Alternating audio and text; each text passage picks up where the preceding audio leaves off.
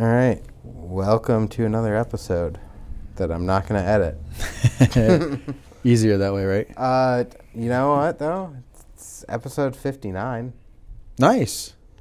That's and awesome. I don't remember what episode you were, but it was early. Yeah, I don't remember either. Yeah, it was pretty early. I know it was a few years ago. So, welcome back, John Corts. Yeah, thanks for having me.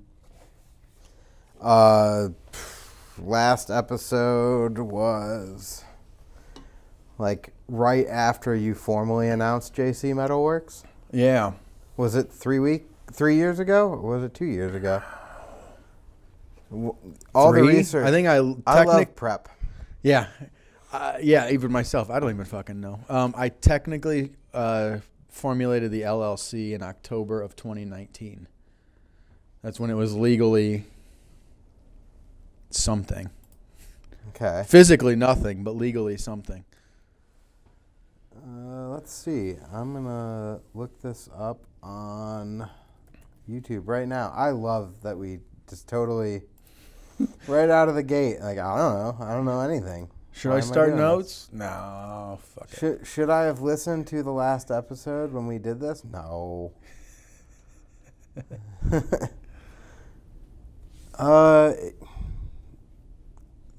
It says 3 years ago, episode 30. 30, damn. One off from being exactly double. But 3 years ago. Should have waited. Yeah, I could have. Do a quick one with Ryder. I can just do one and then put this out where I said it's 59, but it's not. Yeah, restart. Just I don't have double any on over deck. 60. I don't have any on deck, but I've been on a roll. I put up 3. Nice. in the Yeah, I've last noticed 3 they've been weeks, going like, quick. Woohoo. I only recorded them in November. Nice. So this is the first one for 2023. There we go. It's not bad. February. And then I still have a couple of days to fail on getting it edited and put up. Take all the time, right? So, I don't know, the last time you had just started, so like, I guess, what's it like starting a bike company? During COVID? Yeah, right Nearly at the beginning impossible. Of it. It started out, I didn't really get affected terribly by like materials and all that shit the first year at all. Like year one, I was like optimistic. Obviously, I didn't make shit for money because everything got spent. I think I was in the hole like 10,000 before I quit counting receipts. So it's a good time to stop paying attention. Like, yeah, whatever. It doesn't matter anymore. Well, I mean, you started out in the hole just Yeah. because of the scenario, but Yeah, I started out real deep. But at any rate, no, it was difficult. So the second year is when I was like hit in the face real hard with, tubing's just not available. For how long? I don't know. I think it was like 8 to 9 months where there was no gap, but I could really not get any material. The material for head tubes and bottom brackets were so far out for a while that I made 5 regular head tube frames just to have something, do something. All right. I didn't sell, but I rode one myself. How long did it take you to get set up, though? I'm still not set up. Well, that's fair. Yeah, I mean, so the shop as itself is sort of set up now. I just made a monostay fixture last week. That took about a week, so that I can actually replicate a monostay now. And then I really don't have any big setups I need to do besides make the powder coating oven more efficient. I can only do 2 at a time if it's the same color right now. Other than that, I'm ready to go, but like in between batches, I stop and I do some cleanup / shelf building type setup. So there's still piles of shit all over the place, but the frame manufacturing, building stuff is basically done, set up, good to go, as efficient as it can be until I get new machines, another new machine or something, bigger to do a good push. So, like, I guess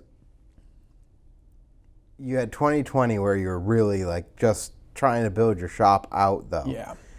where you had a whole bunch of equipment that landed in your building, and you're like, where do I put it? How do I lay it out? All that stuff. Yeah. That's when material was available. Right. So, like, how far into 2020 was it before you could even take an order properly? I could do customs regularly in 2020. Production stuff, I did one for Neb and I think one for Circuit. That I was tripping over everything because it was so crammed. I had a 3/4 section that I added to the garage, but I couldn't actually utilize it. It was just dirt floors. I put a pallet set up so I could at least store shit over there. But I mean, I was tripping over everything, trying to get around. I could hang frames on the wall. That was good, but yeah, I couldn't really, like, the Circuit frames took twice as long as they would now. They did 30. I think we did 30 frames. Nebs were even sooner. They helped me out right off the bat. I think we did 15 or 20, and that was, I mean, it's just a slow process. I had one mill that I borrowed from my brother, drove to Louisville to pick it up. That was fun. Yeah, I was there for part of that adventure. Yeah. And Logan blew his ankle out. Oh, man. That was a bad time. Just nibbing around, too. Whoops, I stepped wrong. I fucked my ankle up. Dumbest spot. Dumbest spot. What was that? Should we go like get a drink now or a snack? Something. Yeah. We were mostly just figuring out where we were going. And Yeah. it was a big curb, right? Yeah. A big angled curb. Yeah, he was doing like on. a backlash or a bump or something, yeah. So bad. But yeah, that 20. was a fun little trip. Yeah, Other than like it being all like a mission. Mm-hmm. It was a fun mission though. It was my brother's friends came to just watch us unload this mill and try to figure out how to stick it in this stupid little U-Haul trailer. You still borrowing that same mill? Mm-hmm. Yeah.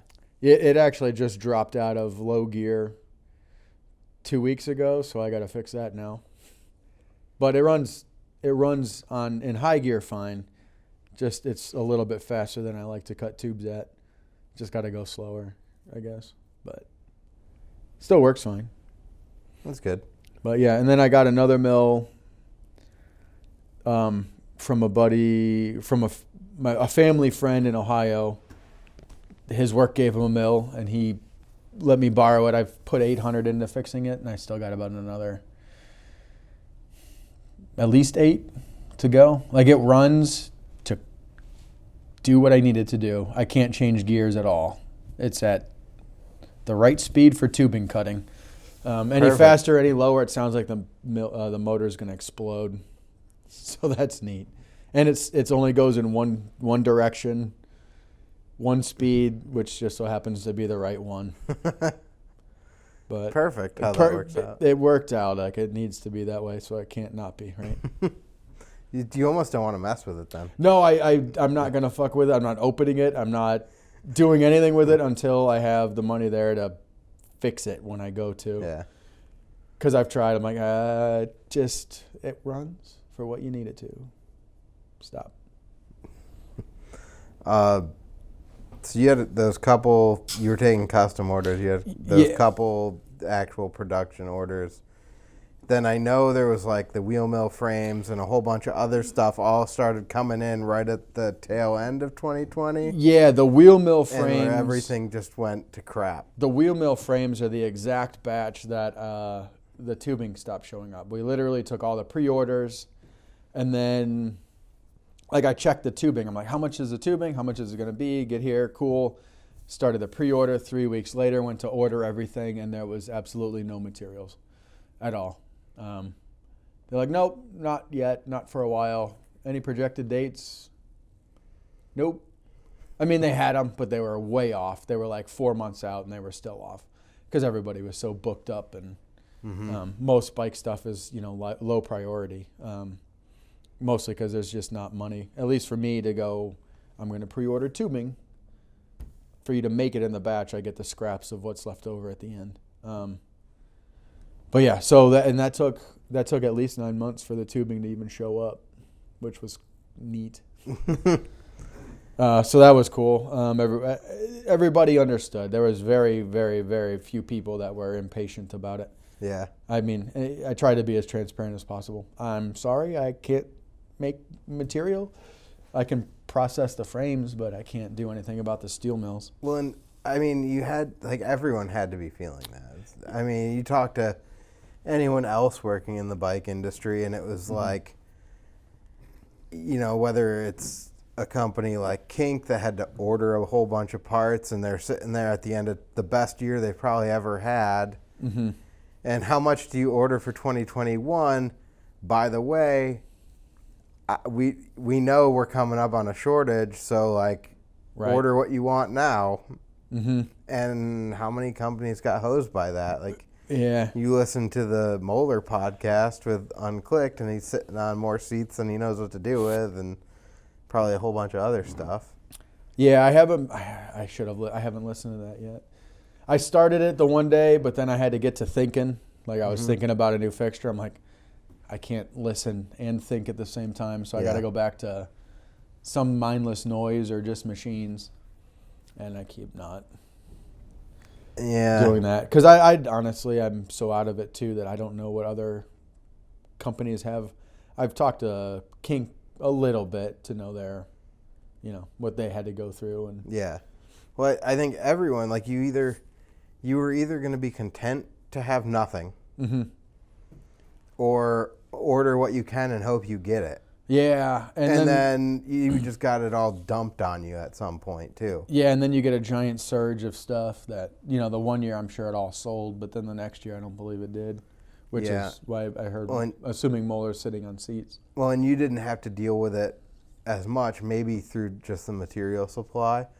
But yeah, it wasn't surgy. But like shipping containers went from, you know, $2,500 to $25,000. Yeah, but I was so getting the stuff over. Not only did they buy more and get more than they wanted all at once, instead of getting, you know, a quarterly shipment or something, they were getting it all at once. Yeah. They also got 10 times the cost of shipping. Yeah, that sucks. Like that would be a big slap in the oh. Fuck. Yeah. I need how much more to get our stuff here? Crap. Kind of pigeonholed me there. I kind of have to do it, right? Yeah, I don't know. Don't know what you're gonna do otherwise. Yeah, it's not like here where you can go drive and pick it up. Even if it's like I delivered, I made frames for Nowhere, and I just delivered them. It was cheaper than shipping to just drive them there. So and it was also their 10-year anniversary of the Nowhere Jam. Yeah, that's cool. So I was like, well, I'll deliver these 40-some frames to you. This will be funner and easier and cheaper. You know, maybe not easier, but cheaper for sure. And it's nice to go on a big, long drive, especially that far. Always. I've never been out there. I've driven, like, real close by, but for work and overnight, and, like, I wasn't going to be there. So. Right. Yeah, it's definitely in the middle of nowhere. I met and talked with Carl for a while at Cody Dixon's house. Okay. The barring guy. Yep. Out in Ohio there. Yep. So he was out there hanging out. We had a little driveway session. Nice. Hung out for a bit. I know I've, like, talked to him in passing other times. Carl's awesome. But it's always, like, at Ray's, and I don't even care. Right. To be there half the time. Like, I'm there with other people. Yeah, it's crowded and busy and loud. I've actually met Carl 3 times for deliveries. Twice in Ohio. I knew you went to Ohio at least once. Yeah, I've done it twice. The first time was at the first time was in Pittsburgh at the wheel mill. And then I went and delivered him in Nebraska. And then I met him in Worcester, where Brant's from. And now I'm going to meet him again in March for 10 more. Cool. The last of his that I owe him. It is what it is. I mean, that was part of, I guess, my mentality too through all the COVID shit was like, I can only do what I can do. You know, I'm also starting, like, I got 2 kids now. So trying to divide time between doing, you know, being with them. Yep. Because I watch them during the day. And then when my wife gets home, that's when I go to work. So that makes it sort of challenging because I don't like to leave as soon as she gets home. We like to be a family once in a while. Yeah. So sometimes I'll get out in the garage and go, oh, I got a lot less time out here tonight than I planned. If I want to get any fucking sleep. So I'm learning the balance of the sacrifice between those two. The sleep and the work part, not the family part. Well, that's the priority. Yeah. Most of the, as much as I can make it one. You're probably trying to do like 8 and 10 hours worth of work in like 4 to 6 most nights. Yeah. So I am. And then I go to work, I leave sort of bummed out because I'm like, fuck, I didn't get shit done today. And then I look, I'm like, yeah, but you only had 4.5 hours to work today. Or, today wasn't a 6-hour day. But luckily my wife works, or she's off on a Friday. So on one day a week I get to go actually do a full day, which is very helpful. And I get during the day off, so if I have to go to get gas or anything, I can take care of that on the one day a week that I don't have the kids in the car. Yep. Because I don't like going and picking up a tank of argon with 2 fucking kids in the back of the car. I mean, it's fine, but I understand. It is. Like, I didn't necessarily care because I drive all back roads. I know how to get there. I'm not going to crash. But like when I went to go pick it up, the delivery guy, I only did it twice so far. But the delivery guy's like, oh, you got to sign a paper. He saw the car seats in the back and that there were 2 kids in there. I'm like, it's summer. The windows are open. It's not going to leak. It's argon. It's fine. It's fine. It's just a torpedo that's going to hit the car behind me anyways if something happens. Mm-hmm. It's not going to fuck with the girls. It's not blowing up in the car. It's not going to be on fire. It's just a shielding gas. It's fine. No worries. Backroad logic. I like that they're skeptical, though. Like, no, you got to sign it. They're like, I was just glad that they didn't say, oh, dude, I can't do that. I'm like, yeah, I'll sign a paper. It's on me. I'm an adult. I can make my own decisions, guys. You don't have to tell me what to do. But, yeah, I'll sign your waiver saying you released an argon tank while there was I think the actual waiver Would they have to handwrite that and be like, there's kids in the car? It was a default one for being an enclosed vehicle. Got it. Yeah. Like, because I don't have a truck, so I was laying it down in the van. They don't make me sign it every time, but that one time they made me sign it. It was kind of funny. Yeah, oh well. Mm-hmm. So what are you doing, like, order-wise right now? Do you have any batches in? Are you taking a bunch of orders? Or? Yeah, I'm finishing up a batch of reclamation frames right now for the company in Colorado. Okay. Talking to Troy McMurray about doing those. I got done. I'm finishing up the last 20 right now. I just powder-coated 9 of them yesterday, and then finishing up the next 11 next week. I got to pick frame boxes up tomorrow in Syracuse. Is everything flowing good now? It's starting to. As long as there's no massive disruptions, I actually have a good flow going to where I think I can hopefully be not stressing the fuck out all the time, which would be good. Nice. Because I'd like to think straight. Well, again, I'm sure. I mean, I wasn't involved in this, but I'm sure that when you're hit with all these, like, you got a bunch of orders, you've been planning customs, you got batches, all this stuff, and then you can't get material. Mm-hmm. 1, you're stressed about that, but then 2, people are bugging you the whole time. So when you finally get the material in, it's not that you're cutting corners or anything, but it's a rush job. You're just trying to get it out of your shop as fast as possible. Yeah, I mean, it was... Which kind of sucks. You're prone to errors at that point, just all sorts of little issues. That's the good thing about doing it for so long is I have all these just subconscious things that I do that can basically eliminate the error thing. Yeah. Just in years of doing it built in, this is the process that I go through. So it can be just super efficient and still be mindful of what I'm doing. And I will say I did more pressure than anybody else did. Nobody really bugged me. I think I had there was like a few people that would just keep in touch. Like, hey, how's it going? Yeah. Not trying to press you, just curious out of my own, thoughts. I was thinking about it. Yeah. That helped me be less stressed out, but just me knowing, stressed me out enough. Like, and like the big part that sucks is why I'm still even setting up was I had all these plans. All right, I got this job in that's going to help me do that. This job in that's going to help me do this, and then I'm going to move on to this one. And everything took so long that really it just became this job's catching up from before. This job's catching up from the other job. Yeah, and I'm my playing investment, right? What was supposed to be my next investment is now like barely covering my bills again. Yeah, cool. Yeah, exactly, because I'm paying for 3 bills past. Yep. Still, going on 5 years of that. Well, 5, yeah. Well, yeah.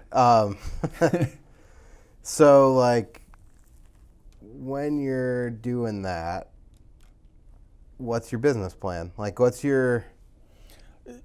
The end goal for me, I still think about that every day, is to be able to at least do frames, steel welding, parts for bikes, self-sufficient, eventually. Like, the bigger goal, I want to be able to do my own head tubes in-house, powder coat, maybe as far as sticker printing, but I can source stickers. That's one of the least of the concerns of it all. But to get to that point, and I'm like nearly there. I want to build up the processing before I get the CNCs.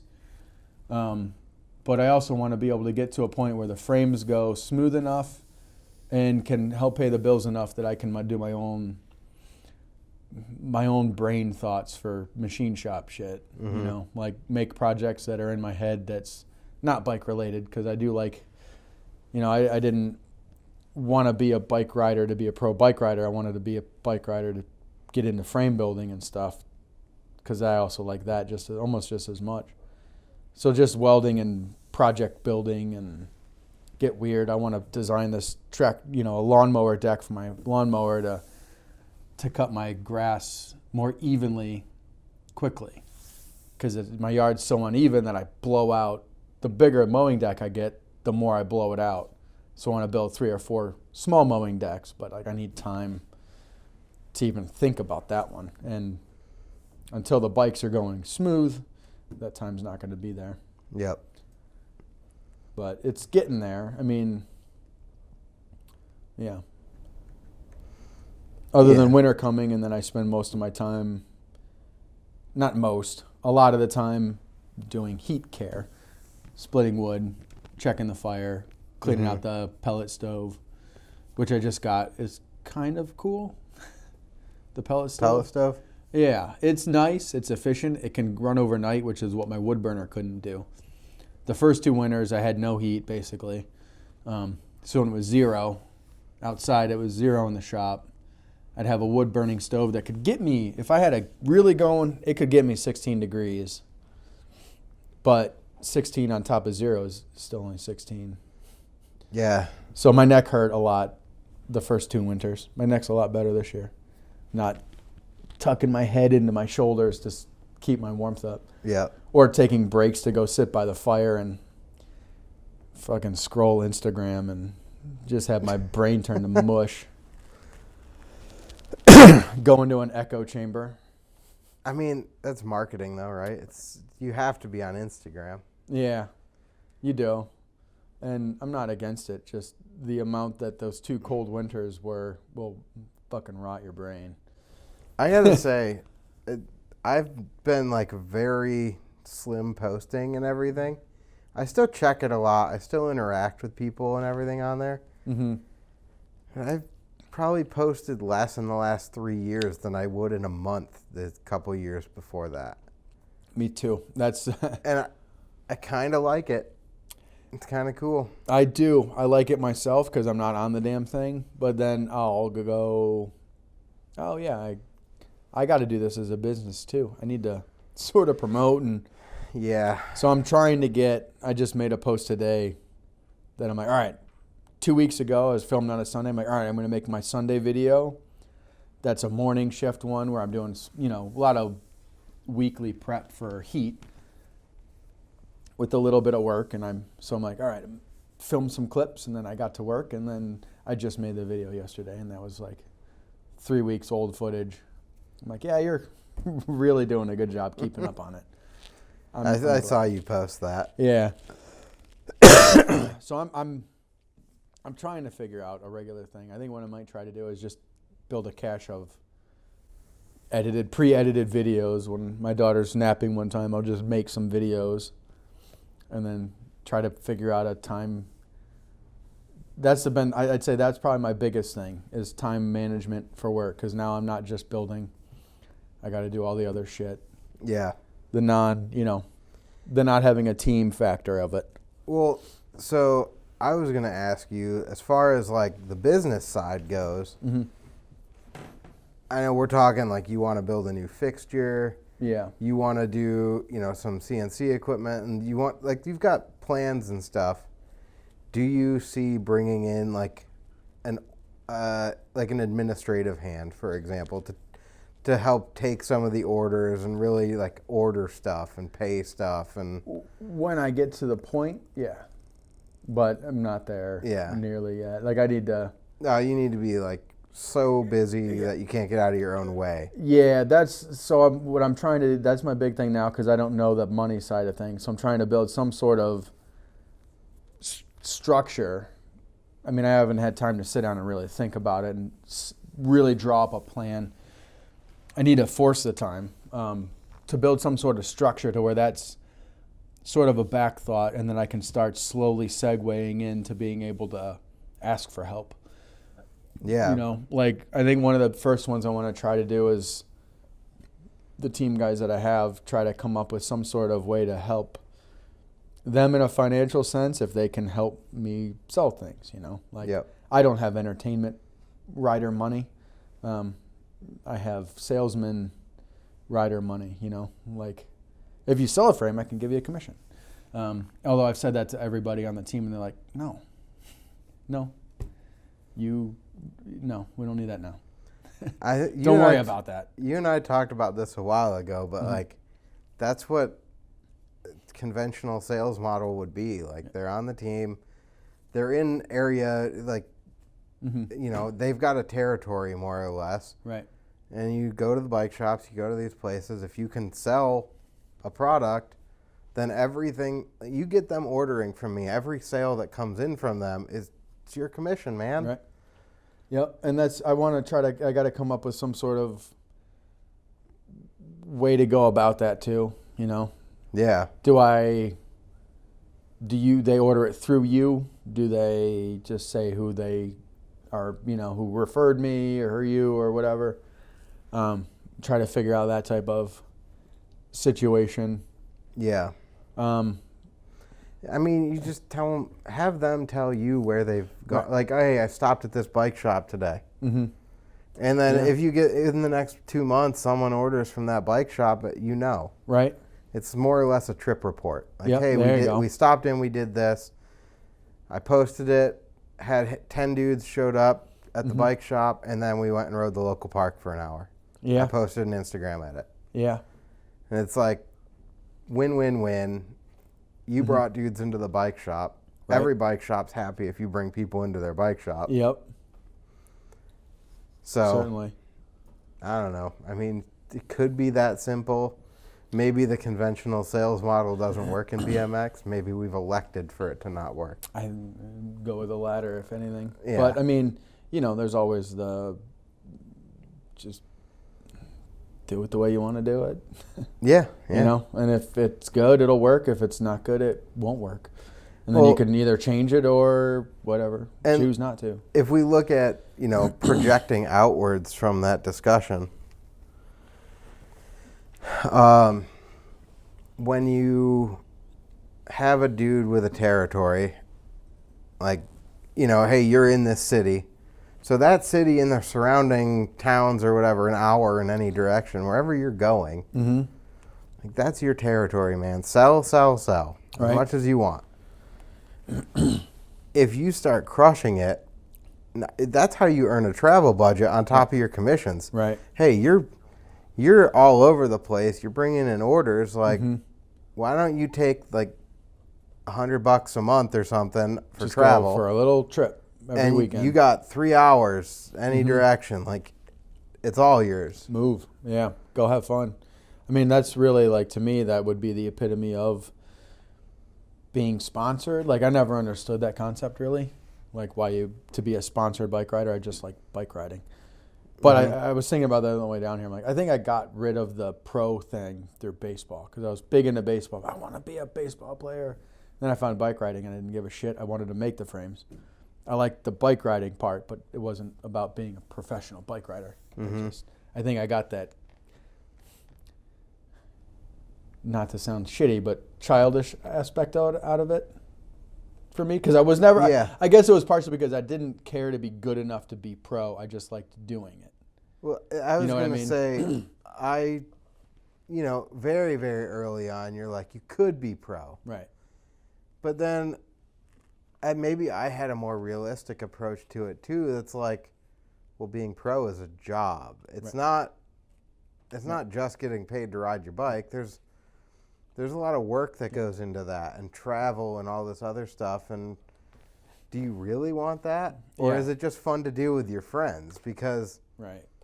if I can go on a road trip with my friends, that's cool. But if I got to go on a road trip with one guy I kind of like and 3 guys that I don't like for a week and a half and share a hotel room with these people, do I want to do that? And be joyful enough that you massively pressured to produce. I was just going to say, So- and now I got to do stuff even if I'm not comfortable doing it. And I don't know. So there was that. And then also the fact that, I mean, you have to be self-aware enough at some point to be like, I'm not that good. Yeah. And, So then throw it in there. Do I care to be better? If I do, try it.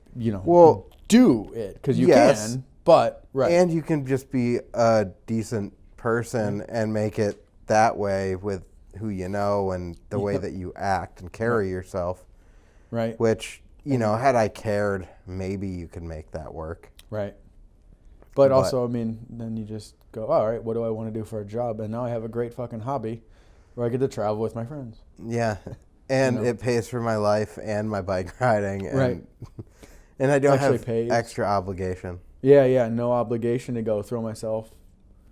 But, like, I don't know. At some point, everyone gets their, 2 minutes of fame or whatever. But,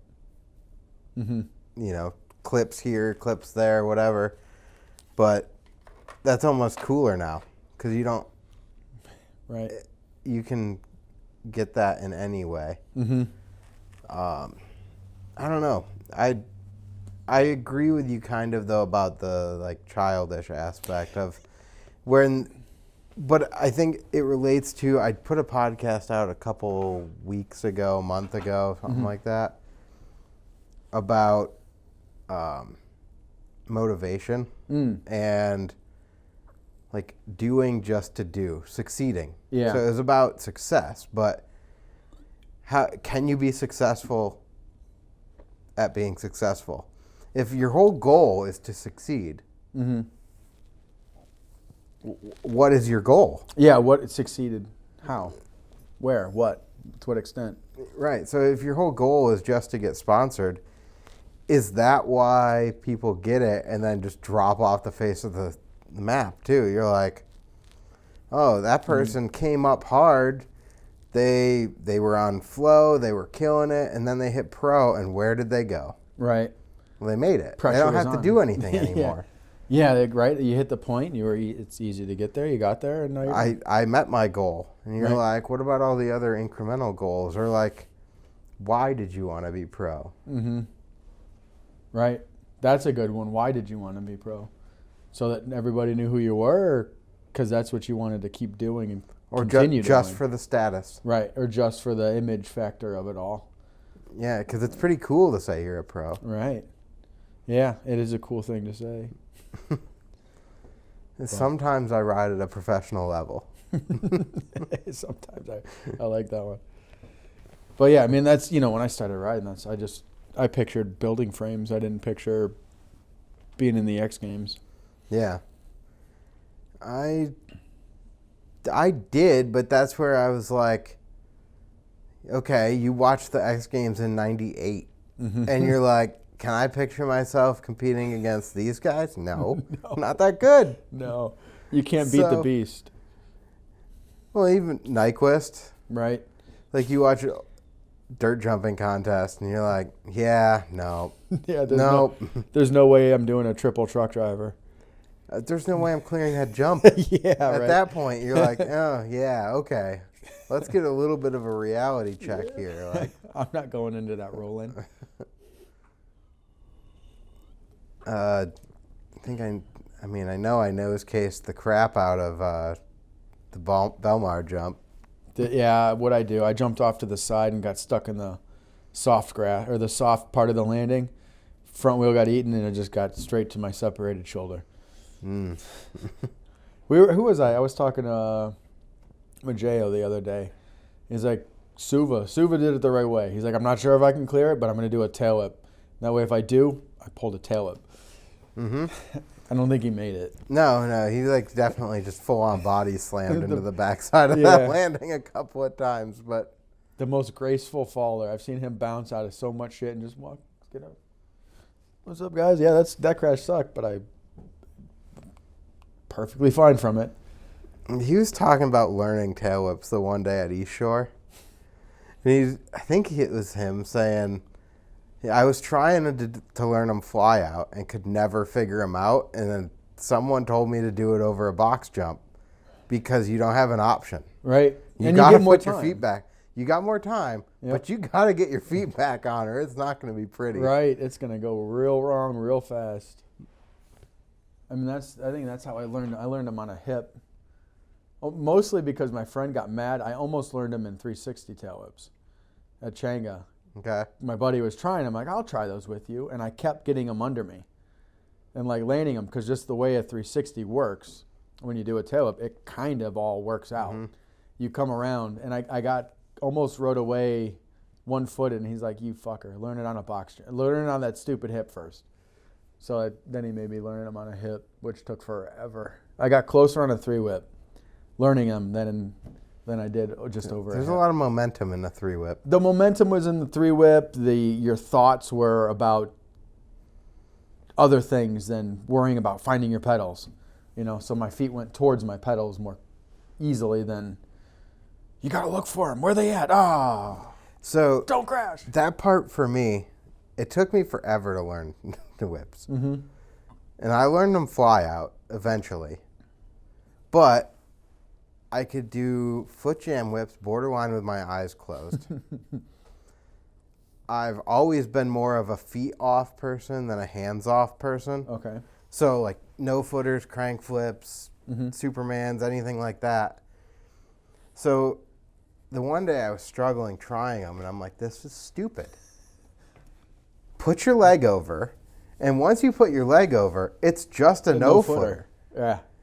And that was like, stop thinking of it as a different trick. It's just a no-footer. Yeah. And that helped for a very long time.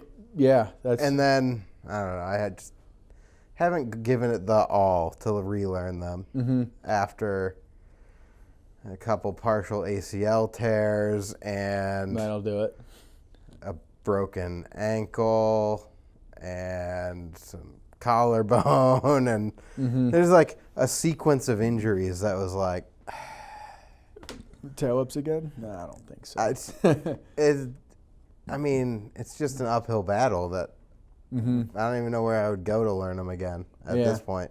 I had a chance when I was at the wheel mill. I could have learned them again there. Isaac just got me to relearn them again clean because I used to, the past, 10 years, it would be get it around and just put your feet on something. So I would ride away on my crank spindle pretty much every time, or my arms, just put my feet back. And I did one in the fall, and Isaac filmed it. He's like, I pulled it second try. So he's like, do it again. I'm like, God damn it. Because I caught it half sides. I mean, I didn't touch the ground, but it definitely wasn't clean. And he's like, do it again. Put your feet on the pedals. And I got to the top. I'm like, oh, yeah, just put your feet on the pedals. Because I would, for the longest time, like, just don't crash. Don't hit your nuts. Just fucking land it. And instead of thinking, just land it, I was like, just put your feet on the pedals. And then I did. I'm like, oh, yeah. I forgot about that part. Think about putting your feet on the pedals and not just riding away on something. It's just a no-footer. It's just a no-footer. The hilarious part of it's just a no-footer, especially with how much I do crank flips and everything, you catch them switch-footed, no problem. Like sometimes you go for a double and the double crank flip, it doesn't come around. You just catch them switch-footed, and your brain just adjusts to where the pedals are without even thinking. That's crazy. I didn't do a lot of crank flips. When I did, my brain did not do that. My brain did not. If it went switch-footed, I got a shinner. I guess mine would have been a half, not a 1.5. It would have been a, well, chain was too tight. Yeah. Shinner. The half is harder for me to read because it just didn't work. Oh, right. You're like, oh, okay, I can see that. Because still, if it's 2, you just put your feet back and it's going to hit that, I guess. It's going to hit the front foot as opposed to, when you do a half crank, it's more of like a dead sailor crank flip. Yeah, you just know. It didn't pop right. You didn't get a good kick, and your whole body's off. Yep. Your legs are out going, oh, this is going to go totally awry. But that was never weird. What I always thought was weird when I was learning them and doing tail whips, I always caught back foot first. Huh. Reach over the frame, grab it, and pull it in. No shit.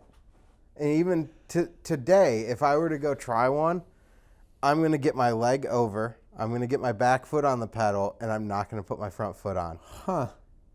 I wonder if that's a foot jam whip thing. You said you'd do foot jam whips like easy.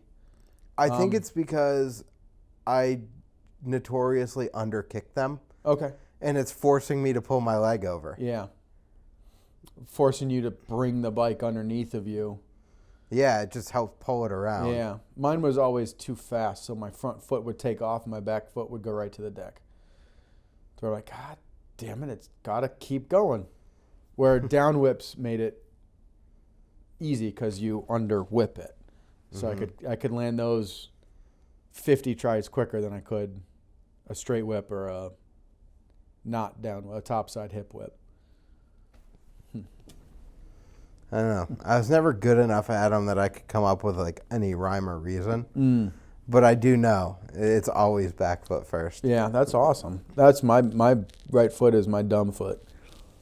That's the one that will just go to the deck. I'll be in the air soaring for 10 feet with my foot ready to touch the deck. Well, I always laugh because if I would just put my front foot on, I could ride away one-footed. Yeah. It's when you catch back foot that you can't ride away. It's just like... Yeah, not without a bloody shin. Yeah. Or a ran over ankle. Yeah. It's crazy, though.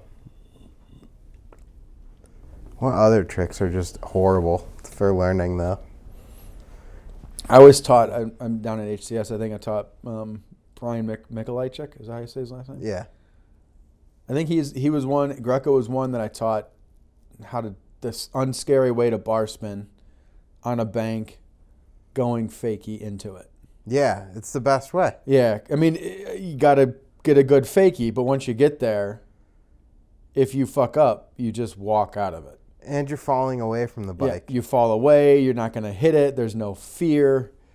Once you throw one, obviously it's scary, and then you throw it, and you're like, oh, like that went terrible, and I'm just walking out of this, picking my bike up now. It also, from a good pop, it gives you the most time to get the bars around and caught because it pops up and then it's got to drop to the bank again. Yeah, exactly. You get the most time for this, that's scary, throwing your bars around, letting go of your hands, flipping them around. I've never been good at hands-off tricks.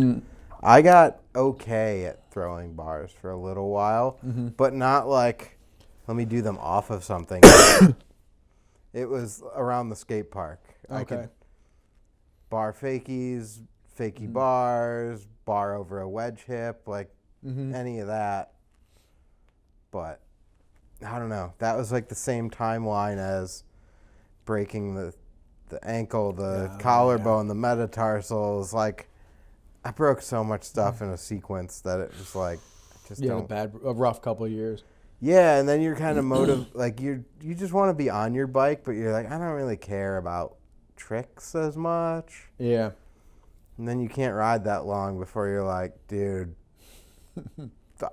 All right, we gotta do stuff. I do care a little about tricks. Let me find the ones that I'm really comfortable with, and I'll just do those ones. Yeah. That's where I'm at now.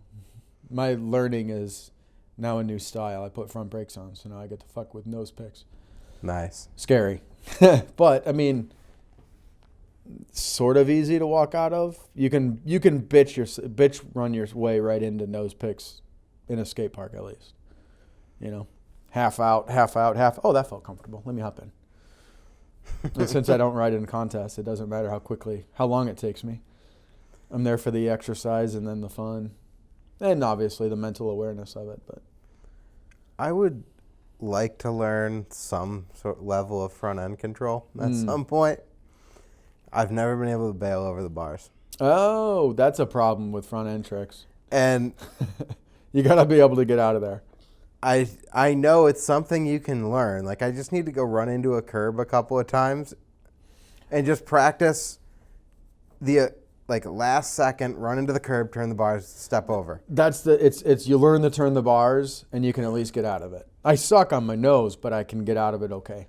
I hold on for too long, past the point of no return, and then I get sucked into the trying to run it out with a bike between your legs. Yeah. And the other of that is when you go over, you do the Superman. The bar ride, Superman, nose wheelie, face plant. That was the first few I did before I learned. Dude, just turn the bars and then you don't get hit. You literally just, your hand that stays on is the one that goes under your crotch. So because you make sure you clear. You make sure you clear, and then you are running now. I know exactly how it works. I've done it before. Yeah. Like, sometimes you just bail like that naturally from something else. Right. It's that, like, if I'm trying to nose manual, I'm just locked in. I'm putting a lot of effort into it. Maybe that's the foam pit that Woodward could build next, is the nose wheelie pad. So you can practice the jump over, leave your bar behind. They already got the handrail in the foam, so. I know they do. All right, so let's talk about that thing real quick, because when I saw the pictures of it, I was like, that's really freaking dumb. Yeah. Then I started thinking about it, and I'm like, the foam pit's got to be so deep. Then they have to build the stairs. So, like, this thing has to be up on a big, stupid platform. Mm-hmm. And then I went there, and I'm like, yep, it is up on a big, stupid platform. To like a 4-stair? Yeah, 4 foam stairs. Mm-hmm. And then the thought. rail is sheet metaled in. I'm like, I was kind of, when I saw them, like, I've never fell on the top 4 stairs of a rail before. Every time I've fallen on a rail, it's been onto the rail or the ground after the rail, which is obviously the foam pit. But yeah, I mean, normally you're getting tangled up in the rail, and that's what's getting you fucked up. But I mean, I also learned on a real rail, so yeah, I didn't. Maybe the foam rail would have been nice to have learned it on. But I mean, I had Changa, so we had grind ledges from 1 foot to what I think the last handrail they built was 20 inches or something, almost 2 feet high. Mm-hmm. So I mean, you could baby step your way right into it at Changa, at least. Although nobody has Changa anymore. I do. There's very few people that have a Changa. Oh yeah, I know. Like a skate park, like it. It's everyone like grows up at Ray's instead. Right, which is not as diverse of a place as the original Changa was. I never made it to the original Changa, and I never made it to whatever the other Changa is, because this one's Changa 2. Yeah, this is the one that's around is Changa 2. The other one was Changa 57. Yeah. It was in Lorraine.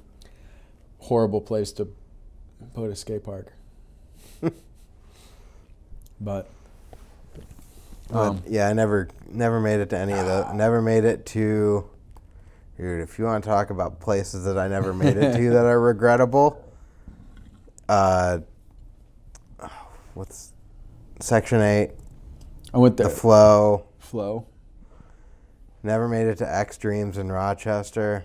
No shit. Always wanted to do that. Those Ever are since cool. the day I saw that place built. The second one was fun, but not nearly as fun as our first one. Oh, the first one looked amazing. It was, and there was so much. I mean, it was definitely a very old style skate park to where you could have 200 people in there and everybody could at least be riding regularly, not waiting for 4 hours, because it's really a private skate park that's open to the public. You know, that's how a lot of skate parks are built. I don't like to blame Wessel, but once he built the unit, I feel like a lot of people, I mean, that's an amazing place, but it's a bad public skate park type of thing, because you get 3 people riding in there and it's fucking crowded. Everyone's in their way. Right. Yeah. You know, whereas Changa. I mean, Grindline has that same issue with everything they design right now, too. Right. Like, you build this whole place and no one else can ride at the same time. Yeah. It's a great private ramp. Or, you know, you get up early and you beat the traffic. But like Changa, the original, I guess the new ones, the Changa 2 is sort of like that. It could be very sectionably ridden. But the original Changa, I mean, other than the street section in the back, there was like 4 sections of the park that you could, crowded day, you know, ride the middle section, the box jumps, the mini ramp, the bowl, or if it was dead, you could flow through every single aspect of it and ride the whole skate park as if it were a private ramp. See, that's Changa World is like that. Still, if you get a good session in there, Yeah. that place has the big hip transfer, like a couple things where you can really tie it all in. Mm-hmm. But otherwise, you go there and it's riding the pyramid back and forth, Yep. riding the weird little horseshoe section, which is fun, Mm-hmm.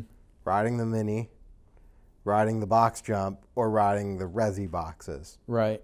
And then there's a little street side. Yep. But yeah, it's not as flowy. Because even before that street section there was there, do you remember when that big Euro pyramid box jump thing was there? So that was like, there's that 8 foot on the box jump side. And then next to the 8 foot was this huge Euro step. So coming from the pyramid side, it had a Euro step up. It was you had to try to get up there. It didn't just put you up there. But it also had this weird lip that when they first opened, they had a big jam. I don't know if it was a contest or if it was a jam. But I mean, people were riding that thing like a fucking box jump and going 12 feet high. All Changa locals who were like, we can finally go high, because at Changa the ceiling was so low that you got a lot of good bike riders out of there, but none of them were boosters, because if you boosted, you ended up with holes in your arm like Wessel, cutting it on the water sprinkler in the rafters. But man, that big box jump thing, I never really jumped it. That was too big for me. At least at the time, way too scared to jump that damn thing. What else did we have that I didn't ever go to? Extremes or X Wheels. Did you ever go to Buffalo. Penn Skate? Yeah, I made it to Penn Okay. Skate a handful of times. Never made it to Hackettstown. Oh, that Never place went was to the fun. Incline Club. Never went to. Was it the Shelter in Albany? Oh, that's what that place. Yes, I believe it was called the Shelter. I went there once for a contest. Never made it to Red Planet up in Oswego. Yep. I went there twice. I know they had. Did they have 2 locations? Or maybe it was 2 setups. Maybe. I know I went there for both times I went there was the same ramp setup. Never went to Rye. And it's I never crazy made it because to all Rye. these places I've been like right next to. No shit. We were on our way to Incline Club the one day, and then the weather cleared up, and we're like, Bethlehem, why don't we check out the new plaza they built? And that's where we went there instead, and then never went back. And then they closed. Yeah. I liked that place a lot. Every time I went, it was different. Because they changed it up a lot, which was nice. Lots of skate parks don't do that, obviously, because it takes massive amounts of time and resources to keep rearranging your ramp setup, but especially because they seem to do a lot like drastic changes to where it wasn't like rearranging, it was like building a new ramp, or I don't know if they just reused, like, let's take this one apart, reconfigure it completely to work for this one, or if they just how they did it. But I was always really excited about that when we'd go, because then they were all really built ramps, really well built ramps too. Yeah, it always looked awesome, like big but awesome. Yeah. No, exactly, big but awesome. The kitchen was pretty awesome. Never made it to the kitchen. It was fun. The rail setups and everything were crazy. That was kind of short lived, wasn't it? I think so. It's hard, I don't know. Relatively. I guess maybe it was just that I lived in New York then, and at the time I was doing a lot of southern traveling. I didn't go west so much anymore. See, we were driving, like, we were going out to, like, Four Seasons. Okay. I never made And it there what's the one north of Chicago? I can't think of the name of it right now. It's an indoor park. Still there or gone? Scrap? Still there. No, not know. Scrap. I don't know. I should know, but I can't think. I feel like I should look them up now because I know. Anyway, we were like going out there, and then it's on the way. You drive right through South Bend. I'm like, why don't we just stop? So we were. South Bend, is that where the lathes are made? South Bend, Indiana. Might be. Is it Indiana or Illinois? Yeah, it's Indiana. South Bend, Illinois. Or Indiana. Oh, what the heck is the name of that park in Chicago? I think the only one I knew of was Scrap in Chicago. That was Chicago, right? Yeah. The only park I have ever been, like Midwest like that, east of Cleveland, was it was a Vans park. I think it's still there, but it's got a different name now. It's in a mall. I think it's in a mall. But we went there on an FBM trip. They threw a contest. Is it Ollie's now? No, Ollie's was Cincinnati. Or at least the Cincinnati, Ohio area. I think. I'm like mostly sure about that. Oh, yeah. No, I've been to Ollie's. Oh, okay. Ollie's is gone. Yeah. That's the one that had the huge vert ramp. Oh, yes. Yeah. And the super fun wedge hip setup. Yeah. That I never made it there. That spot looked real good.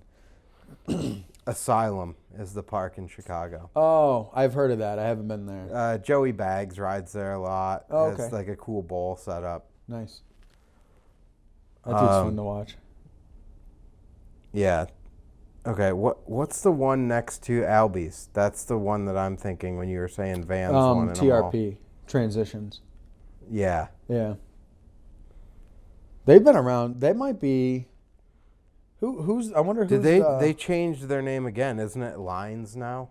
If they did, I wouldn't know. Last I heard, it was TRP, and maybe that was even my buddy. He moved to Michigan, and he's gone there a few times. He's actually the one that started me on that, to really go for it and do that regular head tube because he wanted one. My buddy Jordan Stewart. But when I talked to him like a year ago, I think it was still TRP, unless he just thought it was and didn't really give a shit that it was a new one. Like, do you really, if it's the same place in the same building, how long did it take everyone to stop calling it RASP? Right.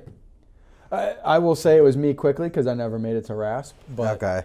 I did go to the Extremes parks when I was out there. I went to both of those. The first one I would definitely say was the funnest setup. But I mean, it was also because I rode a lot of street then, and I didn't do a lot of big box jumps. Then the new one was pretty much big box jumps. Big fucking hips and a giant ball. I want to go back out to Ramp Riders in St. Louis. Never been there. That place always looks amazing. I've been there once. I went there for a contest. It was awesome. Nice. Recently-ish? Sort of? More so than later? 2015, 2016. Okay. Somewhere in there. I know Jeff and Carrie, when they were the salesmen at FBM, they put a contest on it at Ramp. I think they put a contest on at Ramp Riders. That's a really fun park. It looks good. That's really a trip good. we ought to plan. Yeah.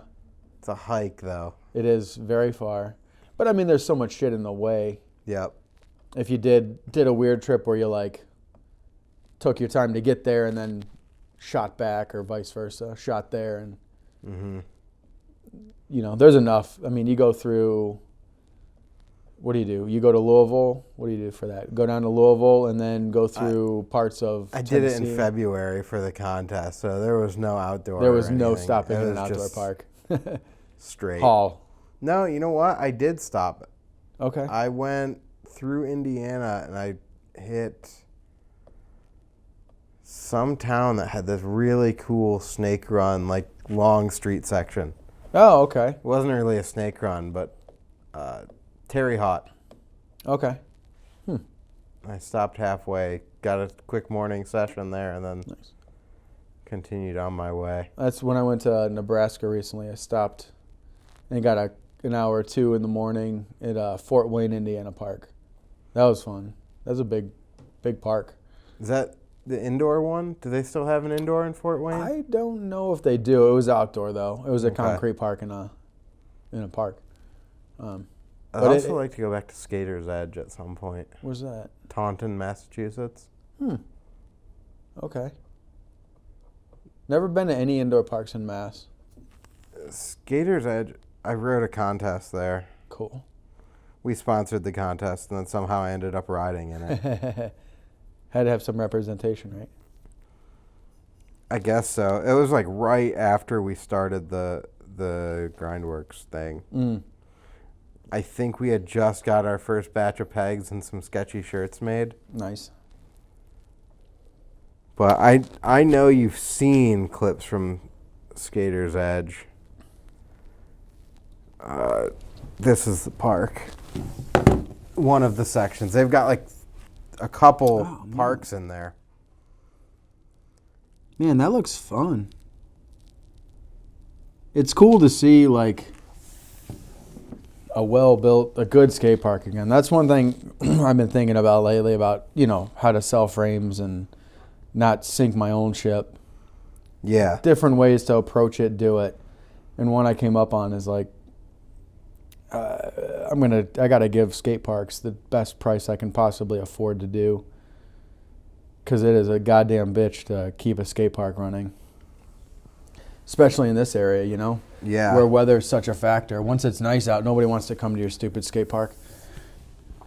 So, Wow. super cool, like long snaky bowl. Yeah.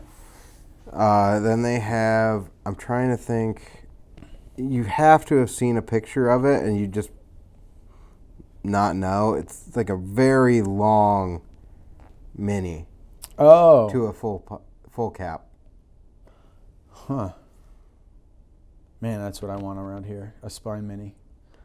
It's not a spine 5.5 to 6 foot walls with a 4.5 street spine that goes in the middle.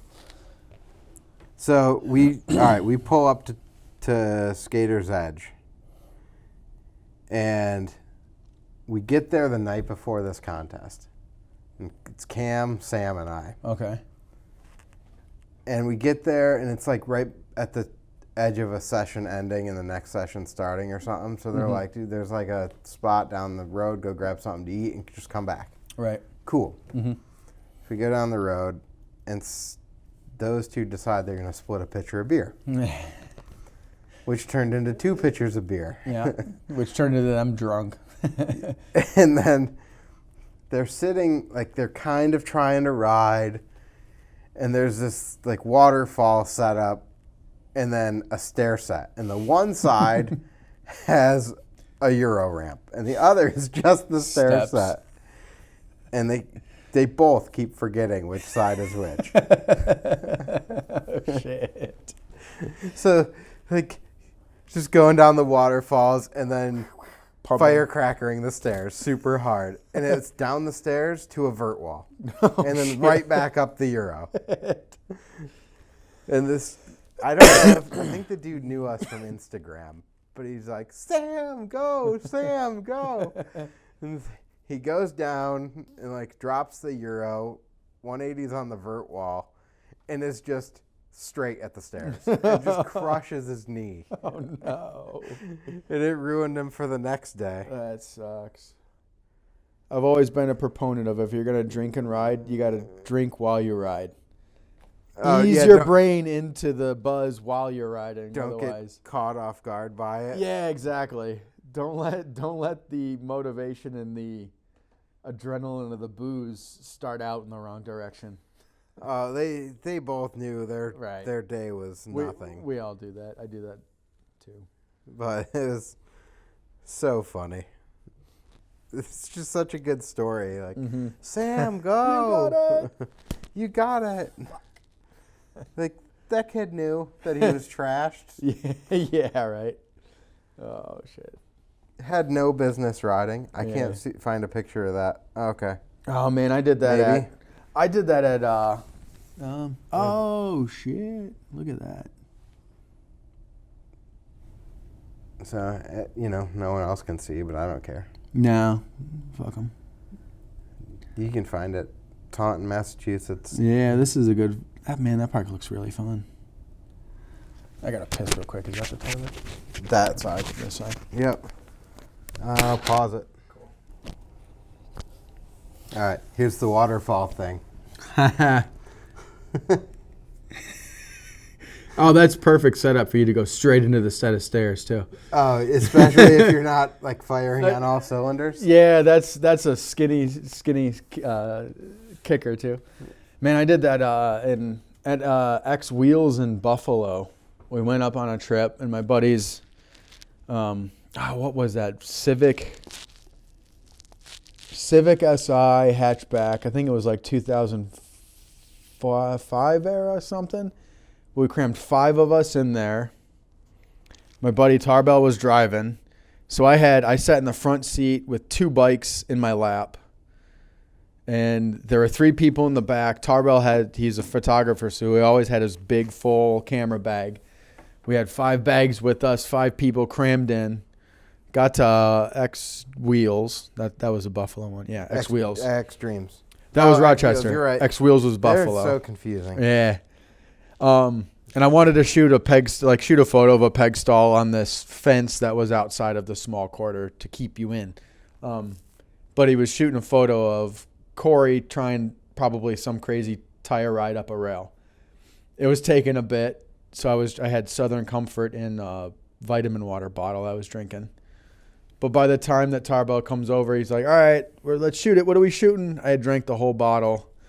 So I gave it a few goes, but then there was one time where I missed my front peg and I sat up. I'm like, I think I didn't make it. I just landed on my face. I'm like, past the point of no return. So I was like, I'm done. Sorry. No photo for you on this one. For me on this one. And then I picked up somebody. I was hanging out and picked up somebody's bike later and dropped in. And I did the full, like, X-up ride to X-up ride and back. Somehow I didn't fall over. Like, X-up ride without lifting my front wheel off the bike or off the ground. And then that was calling it. I don't really remember the rest of the night. It's good. Good time to call it. Yeah. No. Yeah, I was good enough. I'm like, all right, I landed on my face. That's plenty sufficient. And then X-up rides didn't work. Or, riding straight turned into X-up rides, I guess I should say. I was happy, though. I was able to drop in on that. But my booze gaze was always, if I could 180 bar spin, I was still good. And then you got, 180 bar spins kind of became easy. Yeah. Sort of. I mean, they're easier than straight bar spins, flat ground at least. Scarier, but easier because it's not less for me. of Yeah. I still throw long bar. Okay. Yeah, if you don't go long bar, if you throw 180 bar long bar flat ground, that's fucking insane. The other way, I mean, you only do a 3/4 of a bar spin when you go inward. It makes it much easier. But that was always how I gauged myself. Like if I had too much booze, all right, let's fucking do this. Did you ever ride that pool in Binghamton? No. Down in near Kirkwood? Nope. Okay. I didn't either. Because I drank too much. The one night it was clean. I feel like I just missed out on a lot of this stuff, either not being No, I was never part of the like crew. Oh, right. I gotcha. So like a lot of the stuff was happening. Yeah, And I was- under the radar. We were trying to It was keep always that. on the outside of everything. Mm. And I don't even know that that's entirely true, or if I was just like kind of oblivious to it in some ways. Yeah, I mean a little, but you got to I think think, too. Because like Wally was a little more in touch than I was. He was. But he was trying to do stuff like film Right. and all that stuff. So everyone wanted you around. Well, he's always up on like I guess more the technology aspect of it. Like me, I never fucking texted anybody. If I'm not physically seeing you, I'm not really talking to anybody.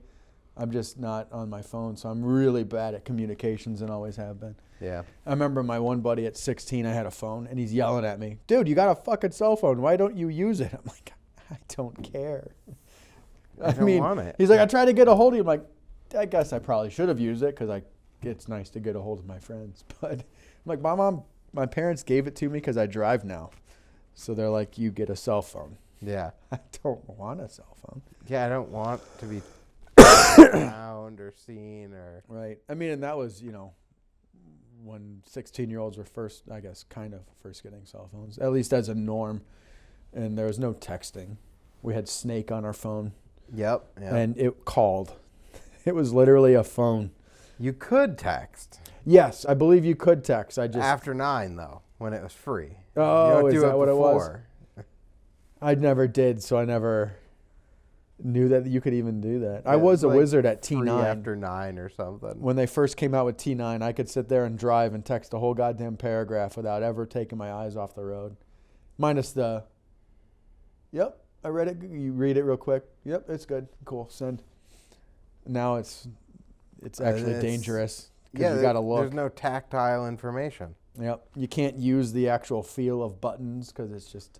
Yeah, the 5 has a little knob on it, so you can always find 5. Yep. And then all around it. Go from there. Yeah. And T9 was smart enough of an AI system to learn the way you talked, but not smart enough to send all the information to everybody. I kind of like the swipe texting. I use that a bit. You almost have to think about it, though, more than like T9. You didn't have to think that much. No, swipe you do because you got to be some words you got to be very precise when you leave. You can't swoop. You have to and others you have to swoop if you're going next to it. Yep. Yeah, exactly. If you don't do the swoop, it's spelling a completely new word. Yeah. But I mean, that's the closest you can get to being safe texting. Talk to text. Talk to text. That's true too. That doesn't work half the time. Nope. I tried to use it today, and I'm like, I had to hit the fucking talk button 12 times before it actually worked. I'm like, what's the fucking point? Don't text. I guess so. I guess. But that's like one of those things that we all know. Mm-hmm. And my one buddy pretty much only talked texts, and you can always tell because he's got a shop mouth, so there's always obscenities. And when talk text goes through, it's got the asterisks for half the letters. It shows the first one. That's so lame. It is. Come on, guys. Like can we put it on adult mode? Yeah, exactly. Can I say the word fuck? Come on. Really, we're still scared of a 4-letter word that really means nothing besides emphasis in most circumstances. I agree. Is my volume still good? Yeah, I think so. Cool. It's kind of tucked under my chin now. Yeah, it should be fine. But yeah, so back to the shop thing. This year's looking smooth. Got a couple good projects ready to go in the works. Don't have a lot of customs lined up yet, but I haven't really been trying to push again. I think if I start posting more, that let people know. Like my website's down. I don't have the money to keep it going for the little bit of use that it gets and how much money they suck from it. Because I got to use. They don't do a third-party merchant now, so it's just money through them. They take a while. They say they send it out next day, but you don't see it for a week when I get paid through it. So I just use PayPal at the moment. Which works better. Most people have it. I mean, you can still do credit card payments through it, so it's PayPal, just it feels like they change their terms of service every week. really. I haven't even paid attention. They just always sending out terms of service changes, and like Of course. I don't use it enough to keep up on what the terms of service are. Mm-hmm.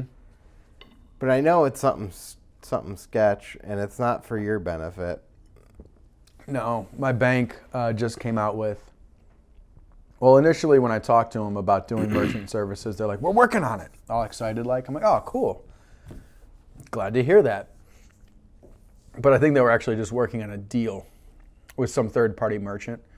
So it doesn't work out to get better rates like I was hoping, but at least it's to the bank. So instead of having to go PayPal, transfer it to my bank, it'll just go straight into my bank account as quickly as possible. So I'm like, well, I'll have to find what website they use, because the website I was using doesn't do third-party merchants at all. So now I'm going to have to ask them what website services they pair with, or, you know, and then have to build a new fucking website, which I suck at and don't have time to do. So, I mean, the Wix, I was using Wix, which was pretty idiot-proof. You could do something decently enough. You can do some decent stuff with WordPress too, and you can get some templates for that. Cool. I know that's what our company website through here is. All right. And then like my GrindWorks website is just, it's a WordPress, but it's not a good one. Yeah, that was the one thing that I was with Wix, because I did have a pretty good idea of what I wanted it to do and look like. Mm-hmm. And I'm like, oh, so what I want, they don't have a template for. I have to find a template that's close and learn to modify it beyond that. Which I started figuring out, but now I'm going to probably be switching things. So, and I let my domain name lapse, because I was just like, I don't have the money to calculably pay for that right now. For what it has done for me. So I got to let it, I think it's 80 to 90 days before it's back on the market to where I could buy it again. So maybe I'll get an original, like an initial deal again. Yeah. Like I did, I think it's $40 now. When I first signed up, it was $10 for the first year. So maybe nice. Give every year there's an 80-day grace period when I can't afford $30 to something simple like a website name. Yeah, but you got a good point that it's not the way that you're making your money. Like your word of mouth, Instagram DMs, and then straight up text messages and phone calls. Right. I mean, I haven't personally had any stock frames.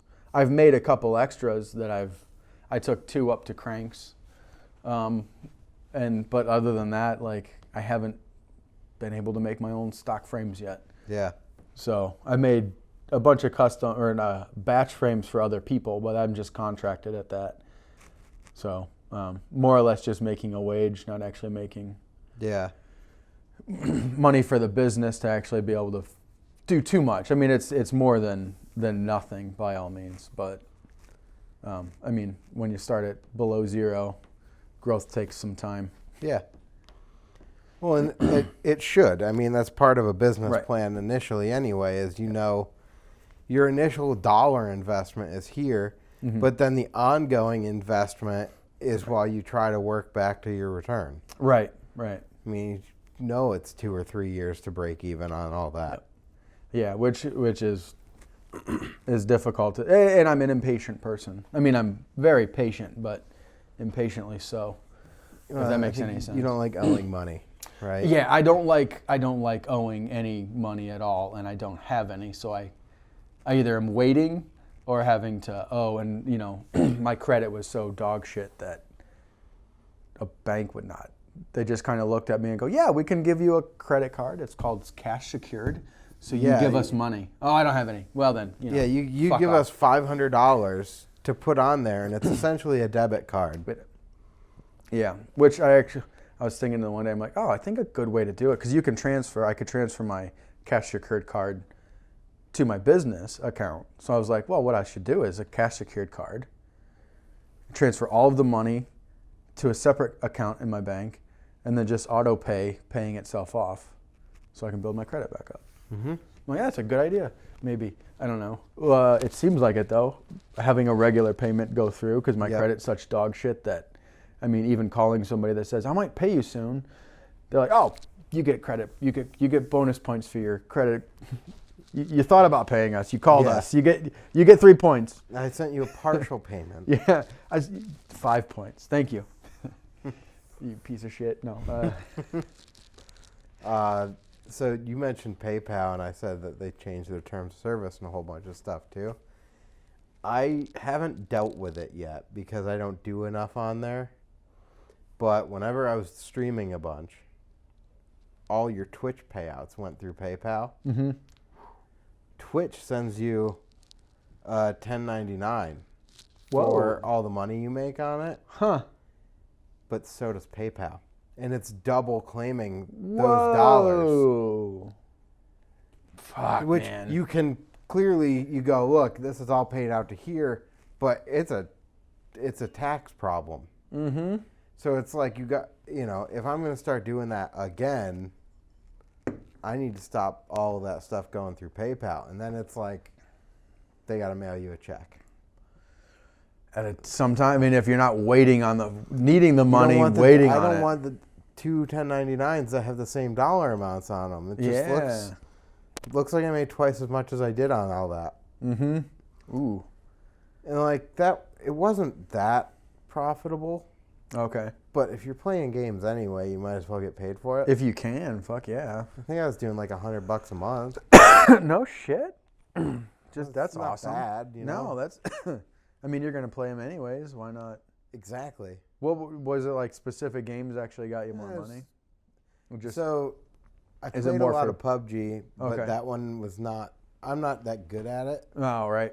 So if you're gonna watch someone play that, Mm-hmm. you're gonna watch the person that's real good. Yeah, oh yeah. But I played a couple other games like Snow Runner. Okay. Was fun. It's a slower paced game, so you can actually like talk with people, and you don't. Oh, cool. You're not. If they're talking to you, it's not annoying. Like, shut up, dude. Yeah. I'm trying to listen. I heard some gunshots off in the distance. Fuck off for a moment. Well, you don't get like the hyper focused where you see that there's text happening over here, and you're just ignoring. but you're just so hyper focused that you don't even look at the chat for 20 minutes. And you're like, oh man, like, sorry.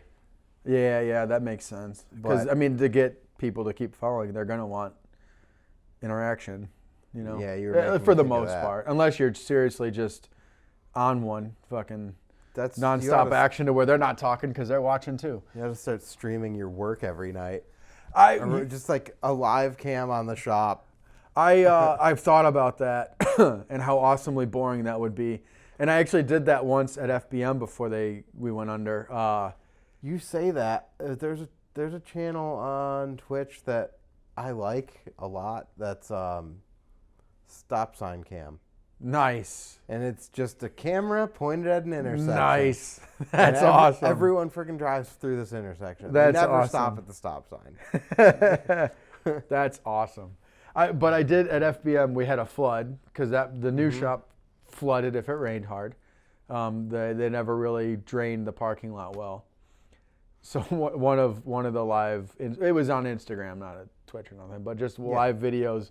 One of the only live videos I did on Instagram was just me mopping up a flood. There was no bike building going on.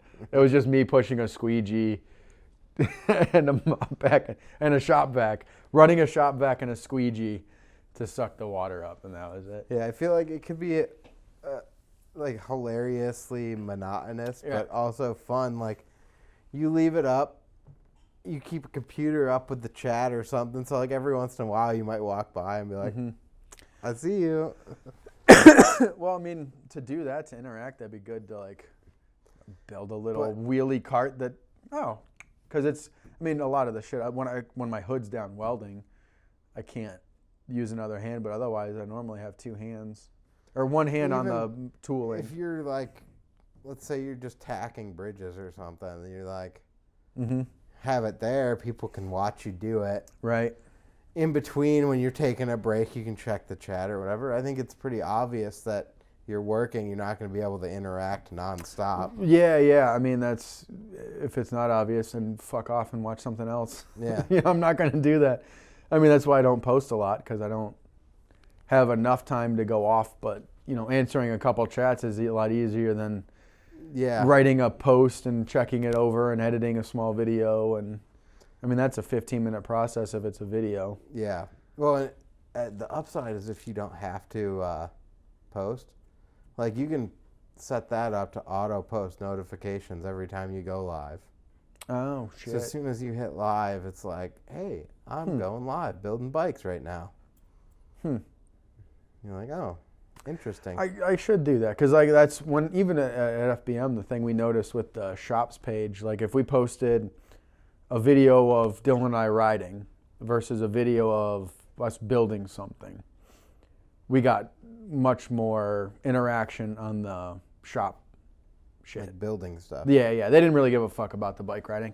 Most people that followed, at least that page, probably my current page, if anybody still follows it, isn't worried, doesn't care about the bike part nearly as much as the building. I mean, I'm sure a bunch of the people that follow it aren't even bike riders. They're just interested in how other people build shit. All right, so this is like a funny comment that you'll notice if you do, in fact, start trying to do that. But you do it when you're gaming, and you have to start thinking, like, if someone comes in here and is going to go into a channel and start watching, it needs to feel like there's other people watching. Okay. And that you're actually there. So what you end up doing is just narrating what you're doing. What I'm doing. Oh. Which is funny when you catch yourself doing it, though, because I haven't really streamed in months. But sometimes I'll be playing a game, and it's like, oh, I'm just doing this, going here. And you're like, what are you doing? You're out loud narrating yourself, you weirdo. But you would probably find yourself like, oh, right now we're just tacking bridges. You know, I use this wire or whatever, this core, this is why, like, and then someone will come in and you'll like end up repeating it all, and it's fine, but it's fun. Oh, I mean, I've been working by myself for 5 years straight. I literally have conversations with myself. I'm halfway fucking multiple personality in the shop. Not quite arguing with myself, but sometimes arguing with moments. myself. You might have your moments. There's definitely moments where I go, oh, you fucking moron. Why'd you leave that there? You got to go get it now. You also said that out loud to yourself. You fucking weirdo. So, I don't know. It could be some fun. No, it is. And I should do that, because it would probably be, I'd at least be able to do something regular, because it's easier to go live and go to work as opposed to setting up, editing, clipping, chopping. I mean, still do that, but. Yeah, I mean, you can always pull the videos after and just pull your good spots. Or, I mean, also if it generates $50 a month or something, that would be cool. That would be amazing. I'd have almost a regular amount of cash flow. All of a sudden, you're like, wait a minute, this generates more than the building of the bikes. Yeah, not surprising, no. Which could be cool in its own way. No, I didn't even think about doing that to You have to monetize it. To help, yeah.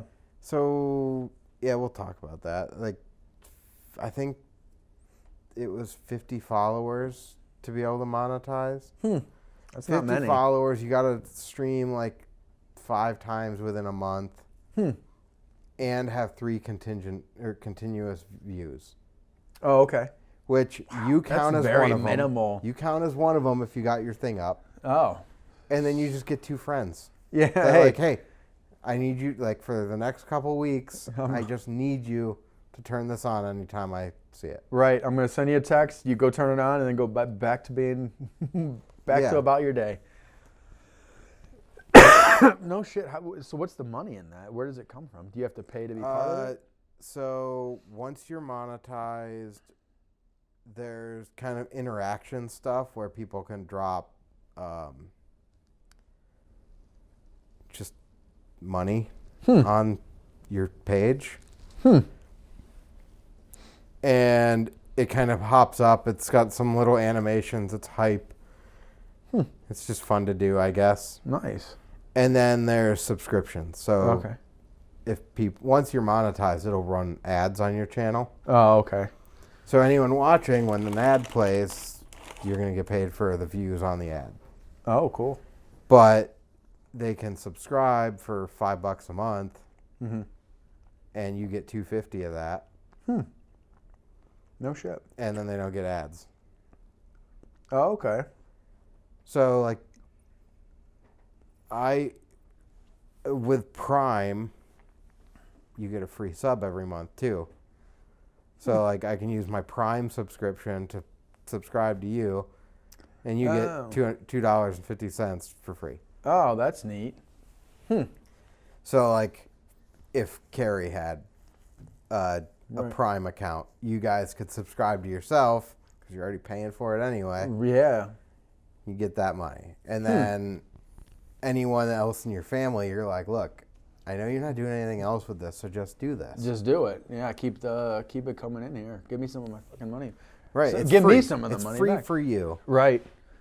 to do that. And didn't they just up Prime to like $180, I think? I think I just saw maybe. that. I saw a thing of that it's gone up. I mean, that's more than double, I think, isn't it? I don't have Prime. Think about shipping. Right. No, I mean, it's crazy. Like, next day shipping on almost everything. And Yep. no charges on shipping. And no charges yet. I sent some reclamations. I tied 2 boxes together, frame boxes. 2 frames to Colorado was $42. That's not terrible. Really not that terrible, but I mean, But if you think over 20 the course of 20 50 bucks, frames, 20 bucks, 20 bucks, 20 bucks on everything that gets ordered, they also ship so much that you know they're working in like 1990s rates. Right. They probably own most of Amazon, the main one of their main hubs, if not the main hub, is in Louisville. Mm-hmm. That's also a UPS main airport hub, which is I'm sure partially why they chose to buy out the Zappos and turn. I'm sure it had to be at least a little bit to do with the fact that UPS's hub is in the same goddamn town. Yeah. Probably not even 10 minutes away. I mean, it's not far. It's close. Because I worked at the Zappos when I was living in Louisville for, I don't know, almost 6 months, seasonal, before I moved out to California. That was actually an incredibly fun job. Didn't get paid much. It was like $8.50, something like that, an hour. But 4 10-hour shifts, free vending machines, fully catered lunch. I think at least 2 to 3 times a week, it was a local restaurant that catered it. That adds up to being a good bit. And they had good vending machine. I mean, they vegetable cups and sandwiches, really good, decent, good food. I didn't eat breakfast or lunch when I worked there, and I rarely ate dinner unless I went out to dinner with Leland and his girlfriend and my brother and shit. So I basically 4 days out of the week I ate for free as well. Yeah. So I'd get out of work and just be able to go ride. I had a 3-day weekend that Leland gave me his gym membership card for, so I'd go do that or go to the Louisville Park, put a windbreaker on and some gloves and go ride Louisville. That was a good time to live in. Louisville in the winter is really nice. In the summer it's hot as fuck. But Louisville in the winter is really quite nice. I mean, it definitely still gets cold and snows, but not like here. Not like here.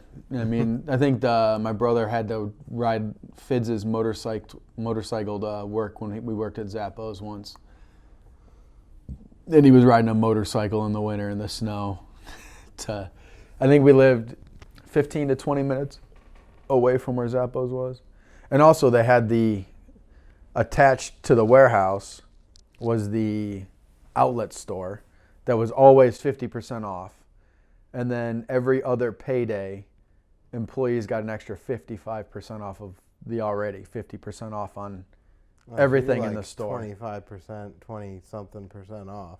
Yeah, I mean, dude, 20% of the cost of the cost. Price. Yeah, I would be able to go buy. Like, I didn't do it because didn't care that much. But like, man, if anybody went here, you could buy Uggs, those massively expensive boots. Yeah, and you just put them on eBay. On eBay. I mean, you could make. I'm sure that they got pervy to that, or at least kept a slight eye out. But dude, if you did it a few times, I mean, what we would do is all right, everybody, meet me at Zappos after work today, and we'd get, $500 worth of snowboarding gear. Leland got a whole new snowboarding setup minus the board, and a bunch of other shit for under $100. It was insane. I'm like, you know what? Didn't make much, but great place to work. Heck Ate yeah. for free, easy-ish job. Shoes. I mean, I bought so many goddamn pairs of shoes and never spent more than $100 total. Tried all different ones for better walking and all that shit. And got to listen to music while you're in there. It sounds awesome. It wasn't so bad. It was fun. It was a seasonal job too, so I didn't have to be nice to it. Like, I didn't have to go out of my way to be like, well, I gotta see these people every fucking day. It was like, if I didn't want to hang out with you, I didn't have to. Yeah. The one guy, I finally asked somebody for a ride home on first round of layoffs. He used to give me, I guess he gave me a ride home a couple times, but he'd give me shit for working hard. I'm like, oh, I'm beat today when I get in the car, and be like, well, that's because you're fucking just running around and doing stuff all day. I'm like, well, yeah, I mean, we're at a job. That's what you do. And then first round of layoffs came, and he was giving me a ride home, and he was all pissed off, like, dude, what the fuck, man? They laid me off, and you got to keep your fucking job? I got a kid, I got this, you don't got nothing. I'm like, well, yeah, but I worked. I worked my ass off. You don't think that they saw that I was always running around doing something? Yeah, I mean, our job was based off of barcodes, scanning. I probably had the highest scans. Like, when I was done, quit and moving to California, I went and told the lead in my department, like, oh, I'm quitting. She's like, no. You got a job. You don't have to worry about that. You don't need to leave them. Oh, I'm moving to California. She's like, oh, well, in that case, have fun. Go for it. Have fun. Be fun. But I quit that. Before I went to California, I worked at a farm machinery trade show at one of their IX Center things. That was a really fun job too. I just drove a golf cart around a giant empty warehouse for a few weeks, setting up, and then I did a classic car trade show afterwards. Same thing, cool. Which, you work hard, the boss was pumped, so he'd give me, hey, take this post to the 4th building over, so I just spend 30 minutes on a golf cart there and back, just driving one thing to the other side of the area and come back. I got pretty good at doing J-turns in a golf cart. We had a guy that worked for our company that would go out of his way to not do his job, but he'd do all the hard parts. Like, he was doing testing, and It's not cool that he wasn't doing it, and it got brought up multiple times. But he would take all these pieces of equipment and bring them in the trailer, load them on the rack, and make it look like he was doing the testing. And then instead of hitting the button and running the test, he'd just stand there and watch his watch like it was running for the time that it should have ran. What? And then he'd slap stickers on them and take them out. And you're like, just run the test. What are you doing? You're not saving any time. You're taking longer. Yeah, you're taking longer because now you're paying attention to your watch than just listening to the machine go, I'm done. Fuck. But, we had a customer that, his coworkers were like, hey, he's not testing.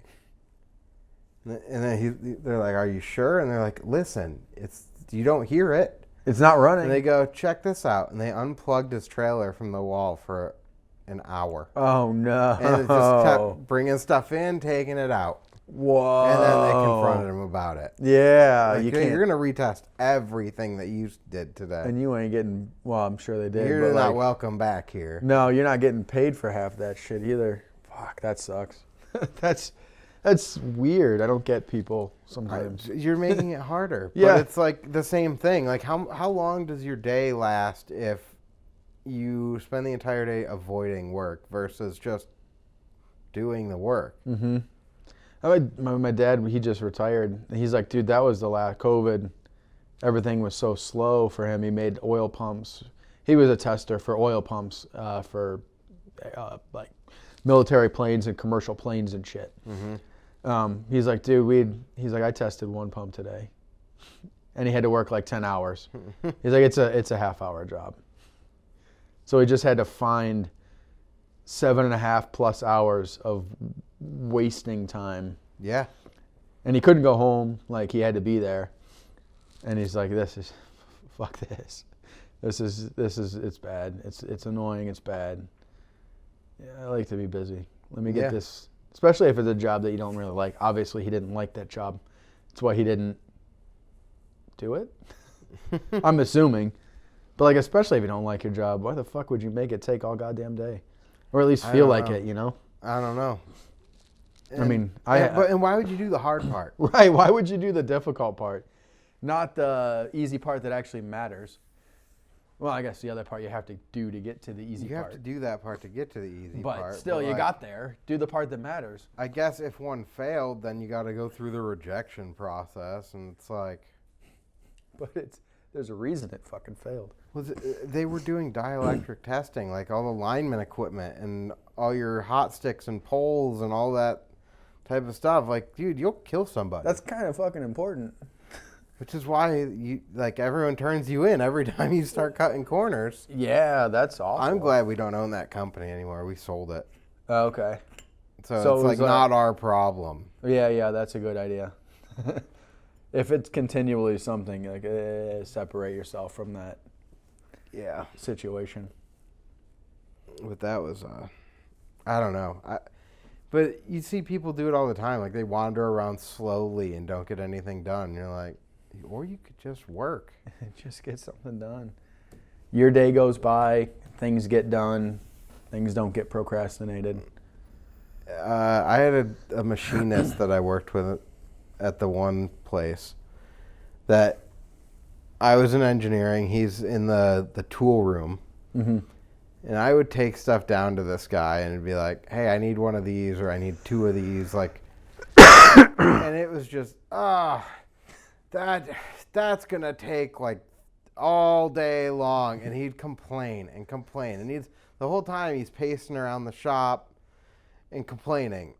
And it's like, okay, you've been complaining for 20 minutes. Yeah. How long is it going to take? And he'll hand you the part finished. And he's like, it's all done. You're like, you know what? That is the most valuable life lesson. I don't care if you complain, as long as you work while you're doing it. Yeah, there you go. Whine all day long. Just do something while you're doing it. Like, a couple people at work now, it's like, can you do this for me? And they'll spend a half hour complaining about how difficult it's going to be. And it's like, you could have had it done in 10 minutes. You keep going. I mean, so now you still got 10 minutes to do it, but you spent a half hour complaining about it. Right. You could have just complained while you worked. Yeah. I guess their parents didn't teach them how to eat food and watch TV at the same time. That's what I'm working on with my girls right now. All right, you can watch TV while you eat food, but you got to do the eating of the food part also. Not just watch TV with your food in fucking front of you. Yeah. Hand to mouth. It's easy. You don't need to talk while you eat. You're too young to really talk while you eat anyways. We don't need you choking on a grape because you try to tell me an exciting story while you're eating your food. Let's just watch a stupid show, but eat. It's crazy how many times... If your mouth is not chewing, then it's time to put another one in. That's what I'm like, hey, Fee, you got anything in your mouth? No. I'm not jumping, though. Put something in there because you're not jumping. You're not eating. You're watching a show. Does the show have to get shut off? I guess you got to do that to people, adults at work now. Do we have to remind you to do your job, okay, complain, but complain while your hands are doing something. Yeah, I will stand there and let you complain if you do what I asked you to do while you're complaining. I'll let my ear be the one you complain to, as long as you're working at the same time. It's quite simple to do. But that guy was my favorite for that. Just constant complaining, and the whole time he's just doing what you asked him to do. It was his shtick. He got a kick out of it. I mean, at some point, maybe it's just the machine shop thing too. Yeah. Yeah.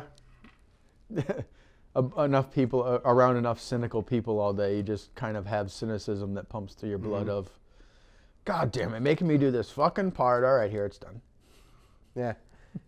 There were a couple of times he's like, I'll do the majority of them, but you're doing at least one or two, just so you know what a pain in the butt it is. I'm like, fine. All right, man. He had me like drilling K500 Monel, and it's just one of those nickel alloys that sucks. Okay. He's like, yeah, I did all the parts you needed. I was just making you drill that just so you knew what it was. Just so you know. Just so you know, when you ask for this, it's not fun. Yeah. Oh, okay. Oh, man. I hope I never get like that. I don't think I will, though. I love my job. I love going to work. But I also think that part of the reason that he was going to complain to anyone. Right. I don't think he was going to do it right away for anyone. Yeah. I think it was the fact that I would, like, no, I want to learn. Like, right. If you want to put me in front of this so I understand what I'm asking of you, yes. Yeah. I mean, that's the best way to learn the question you got. Or figure out the way to do is to do it yourself a little bit. How can I design a part to be manufactured on a lathe if I don't know what a lathe can do? Right, exactly. And how the tools work. And oh, yeah, sure, I can draw the feature, but can I actually get a tool in that does this? Yeah, I think I was helping my dad work on his Ford. And I was like, oh, I think the engineers that designed this thing have never touched a wrench or worked on a car in their entire life, because you made spark plug changing a multi-specialty tool design that takes an hour to do. For what? Like this? Yeah. You change these things out frequently. Why is it such a pain in the ass? I'm like, I guess that's one of the things for Ford should be is, all right, you can be the engineer of designing it, but you also have to at least change the spark plug on this car. At least that's your test. Here's change the spark plug. Now you can go design the car. I mean, a spark plug is. Have you changed a headlight? Right. Lately? Yeah. There you go. Oh my goodness. Yeah. Yeah. I think the one we had to do 2 extensions, an elbow, a little extension before you can get the socket on it, just to get. And you had to stand pretty much on the hood of the car or the quarter panel of the car to get to it. I was like, terrible design, guys. Yeah. I have to partially disconnect my washer fluid plumbing to get to my headlight. Wow. That's some ingenious design right there. The Chevy that I had before this one, you had to actually unbolt the headlight assembly and pull it out. Okay. Which was annoying, but at least it was it made intuitive. Sense. Yeah. But the Infinity I had before that, I could change both headlights in 30 seconds. Oh, that's awesome. It was just the clips. Yeah. Like pop, pop, change, unplug, clip, in. Like totally accessible. Mm-hmm. That was awesome. Oh, that's Honda, right? Honda makes that? Nissan. Nissan, that's it. That was the Volkswagen I had. Man, you can tell that was designed by somebody who was going to take it apart themselves. Mm-hmm. Like I had to do a motor swap. I just took all the bolts off and threw them in a pile because every single bolt could only go back where it belonged. You couldn't put a bolt back in the wrong place. You couldn't fuck it up. And, I was like, oh, that's neat. You can, like, this only goes here, and there's 4. There was no bolts extra. That was, like, shocked. I'm like, I did a motor swap by myself, and I didn't miss a bolt. Miraculous. That's awesome. I thought so. The only thing that actually took long was I didn't realize that I had to get inside and disconnect the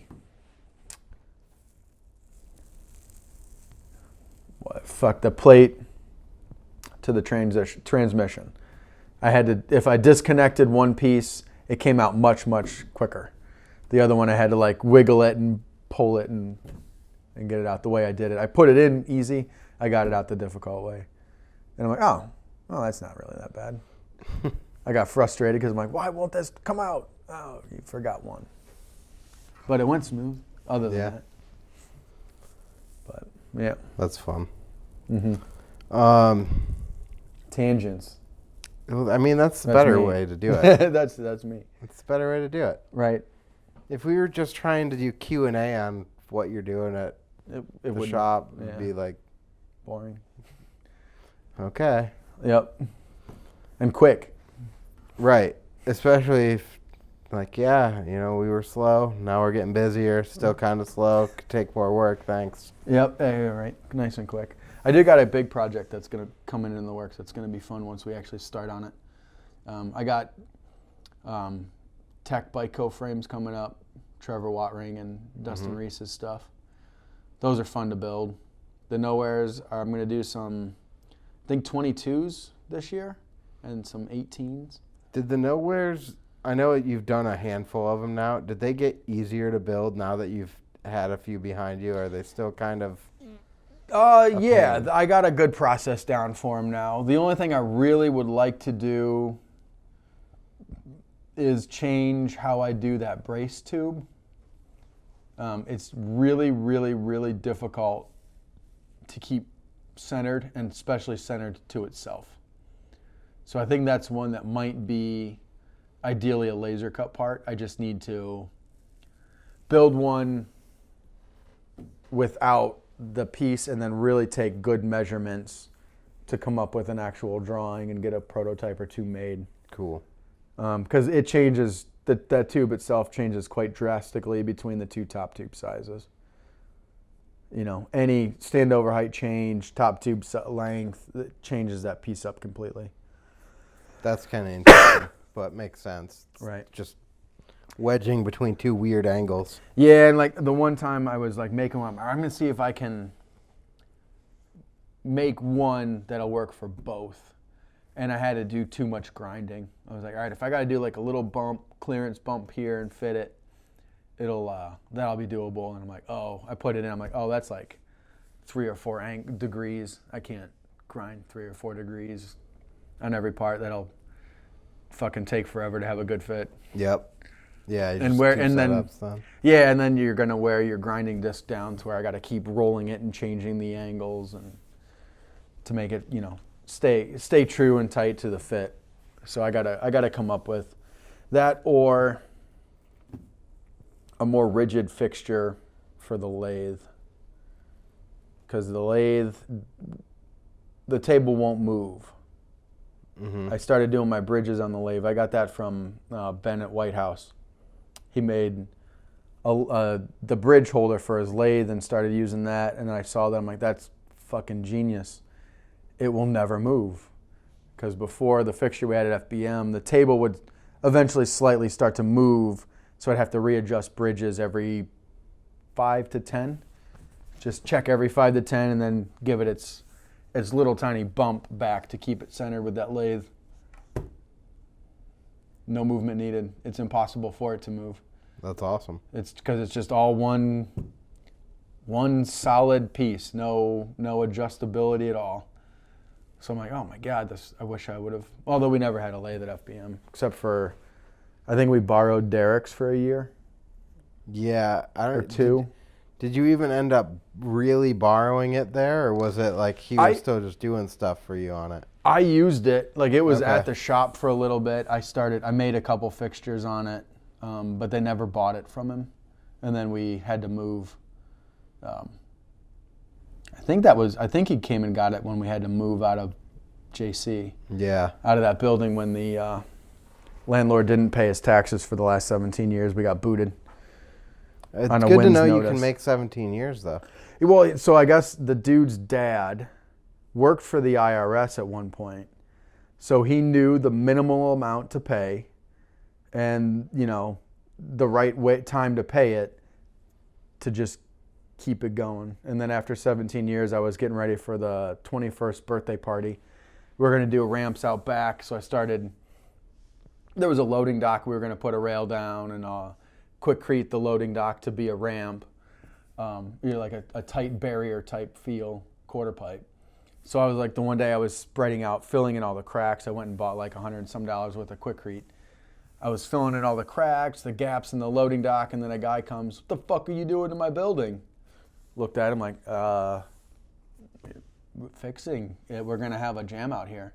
"No, you're not. Who the fuck are you?" I'm like, "We rent. Like, I work in the bike building thing to rent out back." "Not anymore. This is my building," some government asshole. I don't know what his job was, but he was somebody with the government. He was a dick. I'm like, "Why are you being an asshole to me, man? I'm not the one that hasn't paid." We didn't know this at the time, but I'm not the one that hasn't paid taxes for 17 years. Yeah. Don't be an asshole to me, you fucking piece of shit. But yeah, that's when that was like, I think we got, was it 2 weeks? Maybe a little bit more than 2 weeks to where they're like, "All right, you got to leave." So you're like, "Cool. Let's make this happen." I'm assuming that got, like, that building couldn't have been that expensive to be operating out of. But commercial real estate, even the junkiest, is still expensive. I could be wrong, but I want to say that place was $2,000 a month. That's fair. And because you had a lot of square footage there. It was big, yeah. It was pretty long. I mean, some raccoons now and definitely some raccoons.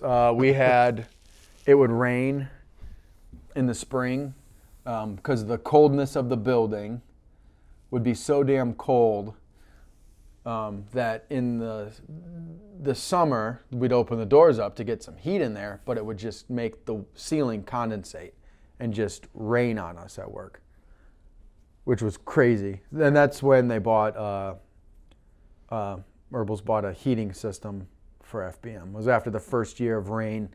We're like, all right, we have to heat our area a little bit in the winter so that way we don't get rain in the spring.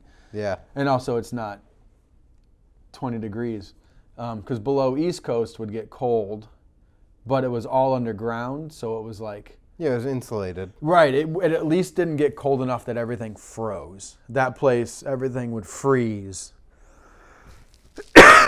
without any heat. So, but yeah, I mean, this year is the first year I had non-freezing temperatures in the shop, which is cool. It's weird. I keep going, all right, I got to do this before winter gets here because it's so cold. It's not so cold in there that I know that it's there. And then I'm like, oh shit, it's February. 45 is like pretty workable when it's not freezing. Yeah, that's basically where that heater will keep it. If I really cranked it up and pushed it, I could maybe get it to 50 if it's above 20 degrees. If it's between 20 and freezing, I could probably push it to 50 degrees. But I mean, I don't. 40 some's fine. Once I start seeing 30, that's when I'm like, let me turn it on high. Yeah. Or at least medium high. Your hands aren't, as long as you keep working, 40, 45 is like, even out riding. Like I can go ride in 40, 45 and you're moving, you stay comfy, the sweatshirt's perfect. Yep. Your hands get enough blood flow if you're pedaling. It's the 30 mark that starts to be, ooh. Yeah, it's too brutal. And especially riding-wise, my body doesn't move quick anymore, let alone when it's cold. Yeah. But like I got a wood burner too, so I've been trying to bring that back into it more to supplement the wood pellets. Speaking of riding, I haven't had a chain in like 3-4 weeks. No shit. I've probably only ridden twice. It's like I'm riding a scooter. Oh yeah, I might have an extra chain at home. I have enough to put one together. Oh okay.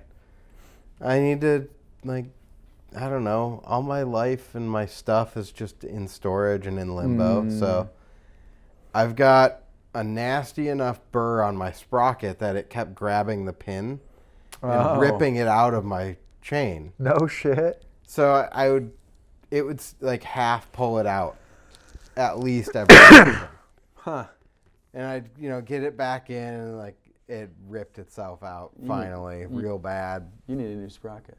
I just need to deburr it. It's fine. Yeah, that's true. It is just I just steel need a or file. It's just aluminum. I Right. just need a file and run it around it quick. Chase it. And then throw a new chain on. But, like... I mean, that's upstate New York in the winter. Really, what's the point? Well, To a point. Like, my bike is...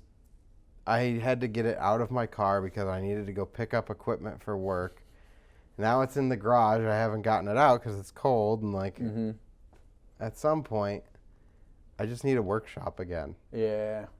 Like, having a garage or a workshop that I can go work in, where if I make a little mess with filings, it's fine. Right. Sweep it up. Right.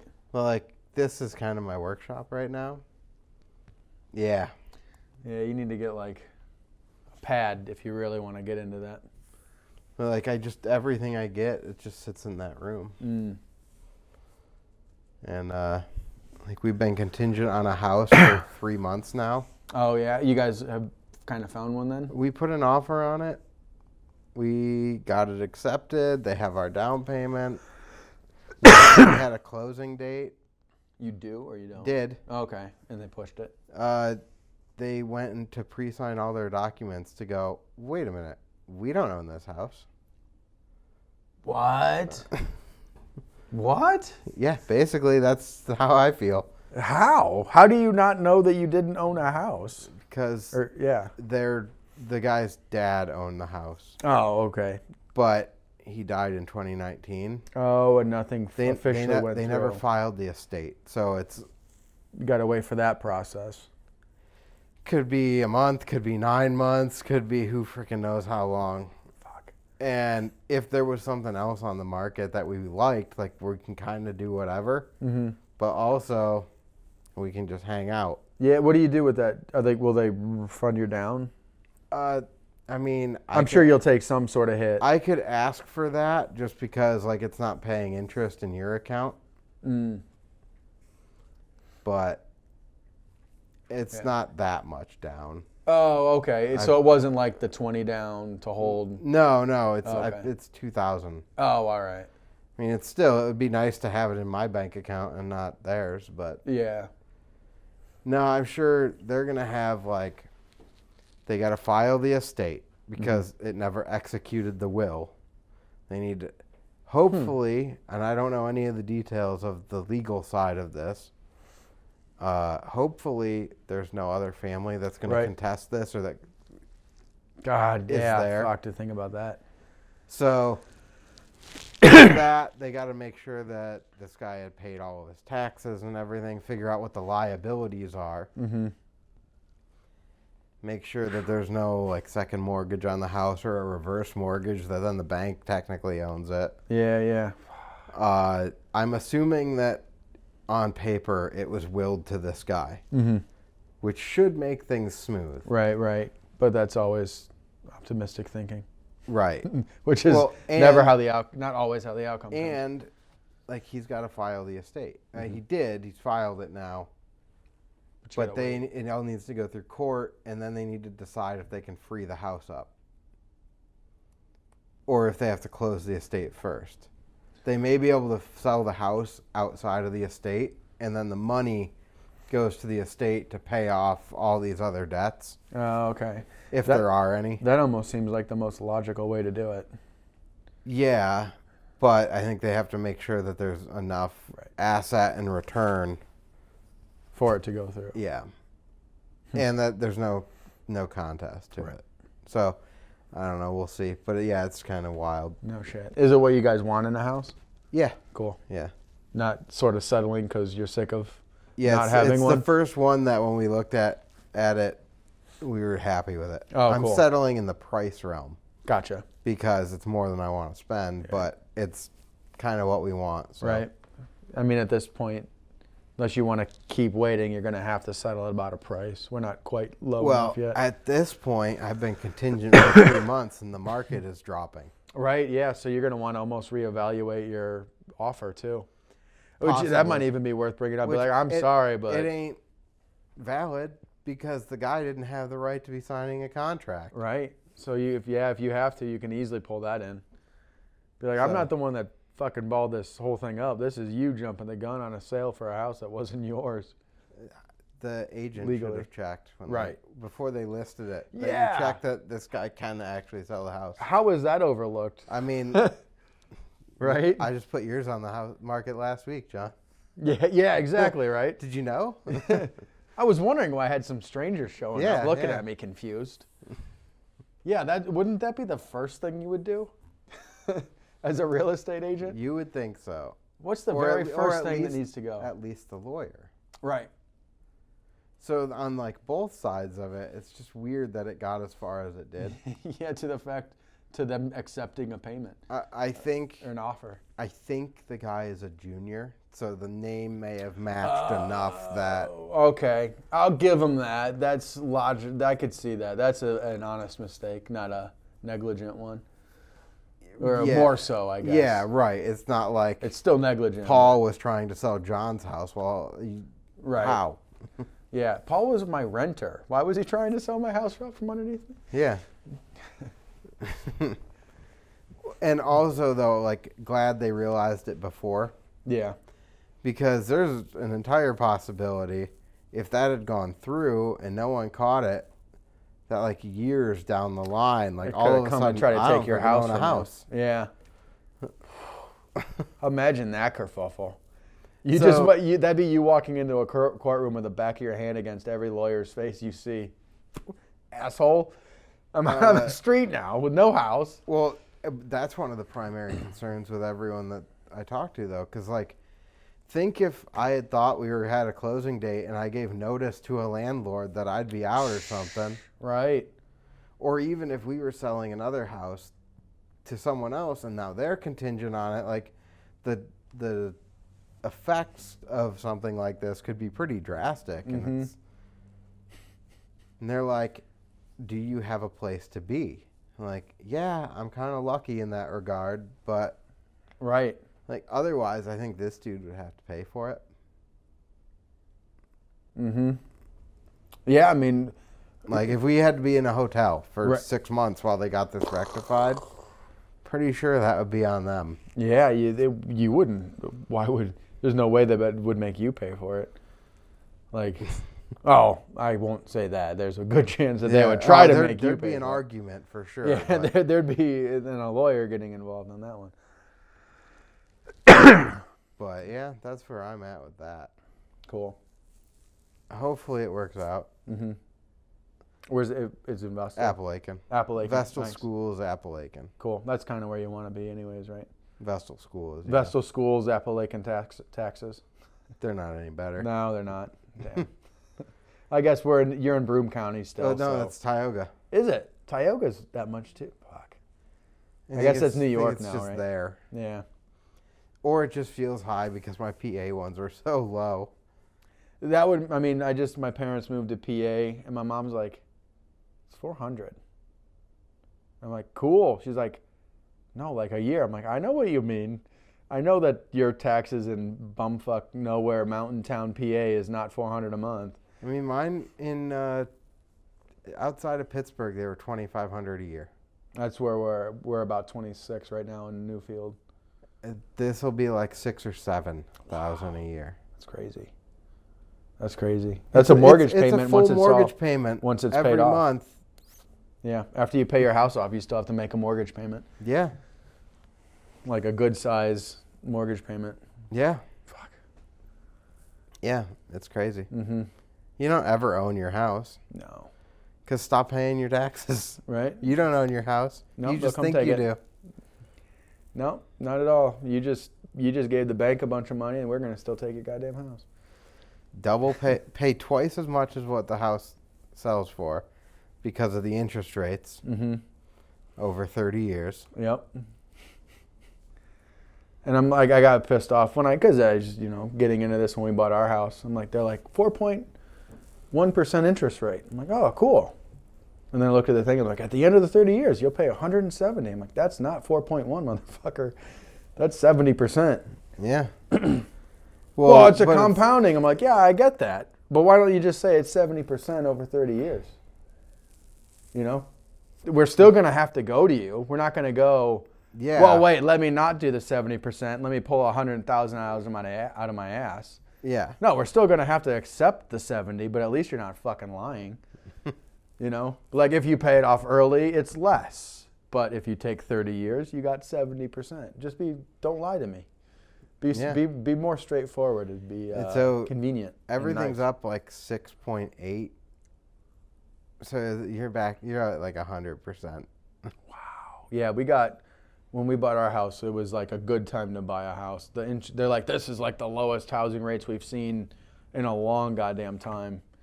I think because we got 2 loans. One was a first-time home buyers thing that was like 3.8, and I think the other one was 4.1.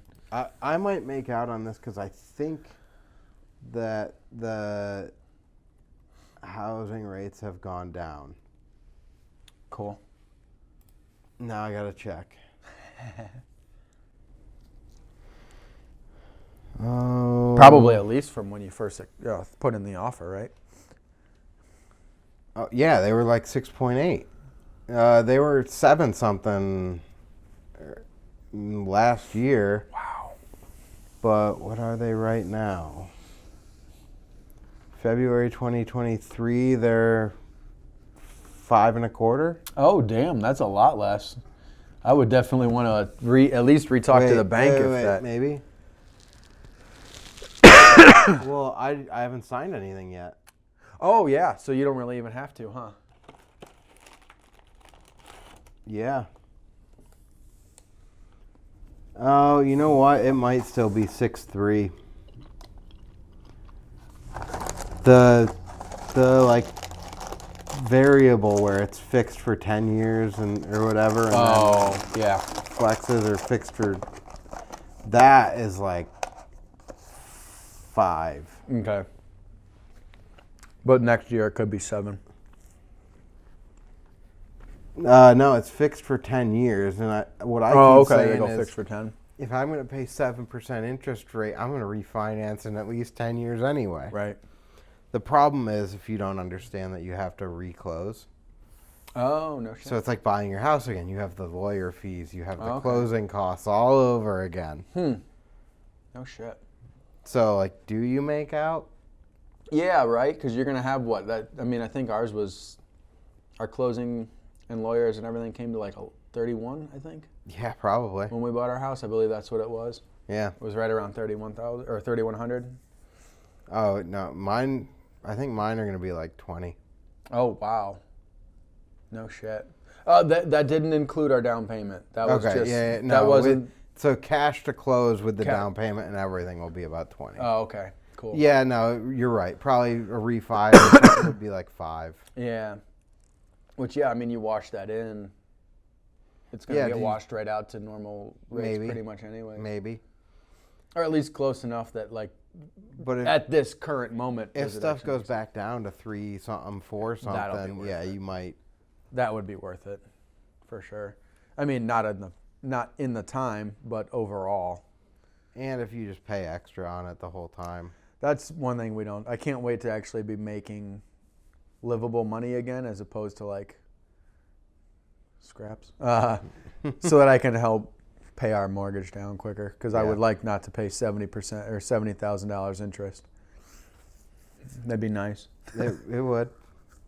Also, I would like to build a new, like I was mentioning a little bit earlier before we started, I'd like to build a new building. That's probably like the first main big purchase will be a new building of some sort. Mm-hmm. Because which of course I want to go expensive, but I would like to go inexpensive on the building itself if possible. I found a barn in Cayuta, just an old barn that I'd like to tear down for very inexpensive for the size that it is. Mm-hmm. Like the size of the building that it is, a steel one I think was like 100,000, and this was 10. Just old wood barn. I mean, you'd have to do a lot of insulation and adding to it. But the money I want to spend is on radiant heated floors. Yeah. So that way the shop is always warm, and I want to build a big enough section in the back to put a mini ramp inside of it. Spine mini, if preferably, but. I feel like if you could get a nice 5-foot spine mini or something. Mm-hmm. Even a 4.5. Like the full 5s, you don't need it. 4 is a little tiny. Yeah, I'd like a 6 to be honest. 6 walls with a 4.5. My ideal one would be about a 6 foot. 6 foot one side, maybe 5.5 the other with a wall ride. Mm-hmm. But that way you can staggered height on the spine, like a 4 to a 5 or a 5 to a 6. Or I would do a 4.5 straight across. If there was any staggeredness, it'd be a 4 foot box jump next to it. But you also have to offset one of the quarter pipes. I meant height wise. Yeah, I would right? keep it. Yeah. If I did any staggered, it'd be a 4 foot box with a 4.5 spine. I think if you go too big with a spine, I shit my pants too much to enjoy it. And too little makes not overstalls sort of a pain. Yep. But mellow, you can overstall a fucking 2 foot spine all day long because the lean just works. Mm-hmm. Brant's the one. I'm shocked on how many ice picks he can do, like the size quarter pipe or fucking wedge practically that he can ice pick stall. The one he posted, I think today, is a wedge. I saw that. It was like 2 feet tall, if that. It's a transitioned wedge. Yeah, there's no lip to it at all. I don't even think it's a bike length. And I was like, God damn, man, how the fuck do you ice pick that small? But when you got the technique. Yeah, once you do it, like I was noticing. He's always very low to the back wheel, which gives you that nice, good center of gravity and everything. Mm-hmm. Well, when I met him in Ohio, we rode that Wooster Park that he rides all the time. And I had the hardest time ice picking that quarter that he fucking does all of his ice pick tricks on. And I saw him do it, for the longest time, he just kept doing the mower ice pick. And I'm like, that kind of almost seems like if you can do that trick, it'd be easier to get into the actual ice pick because I'd have to lean my bike so hard that my shin would hit the top tube and want my peg to not really grab. Yeah. But no, when you ride that quarter, you're like, oh, it's quite impressive what you're able to make happen on that. Yeah, the stalls that he does, the things that he does on that, it's awesome. But when that's the quarter you got in your town, that's what you learn to ride, right? Mm-hmm. But no, that was a fun park. It's probably the best Woodward prefab park I've ever ridden, other than the one that Woodward actually had there. Yeah. Is those ones in State College Woodward prefab, or is they just Woodward design? They look like they were at least modeled after Woodward. I was always wondering if they had built it, though. There was one actually at Woodward that they had, up on the top area above Cloud 9. Oh, I remember that. It was all prefab, and it was when they first did the Woodward prefab stuff. I remember at least seeing footage of it. That was fun. I will say the only thing I've ever disliked about those prefab parks is the layout. Mm-hmm. The ramps are always perfect. Perfect quarters. All the wedges generally have nice, smooth transitions into them because they're machine built to replicate. Yeah, they are perfect. Exactly. They actually are perfect ramps. But the layout is generally done by some jackass in the city that doesn't know what he's talking about. He goes, all right, we got this much money. I want A, B, G, and F, please. Yeah, and then we rotate them exactly 90 degrees from one another, and we arrange them poorly. Yeah, very, very poorly. We forgot to ask anybody for real help. At least layout-wise. We helped them raise money. This would be fun if it was at a 45 to everything else. No. 90 degrees. That's what a hip is, right? 90 degrees?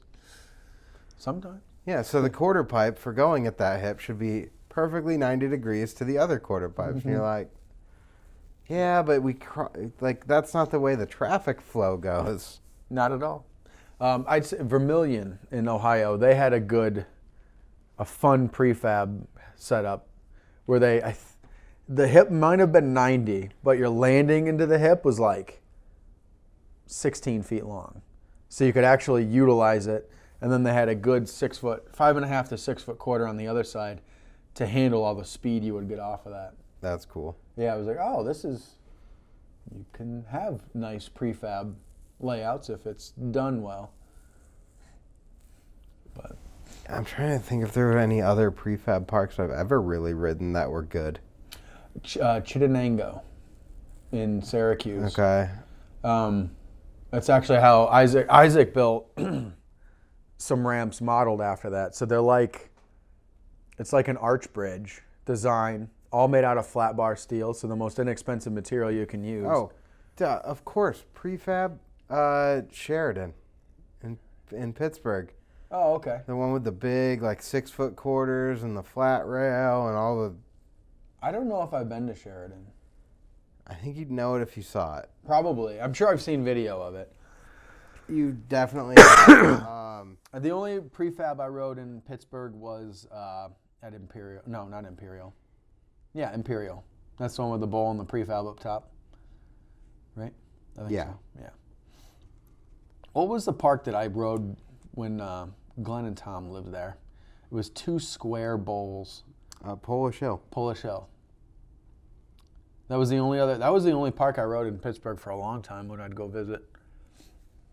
Because they lived really close to MLK, I believe, when they first moved out there. Yeah. So this is Sheridan.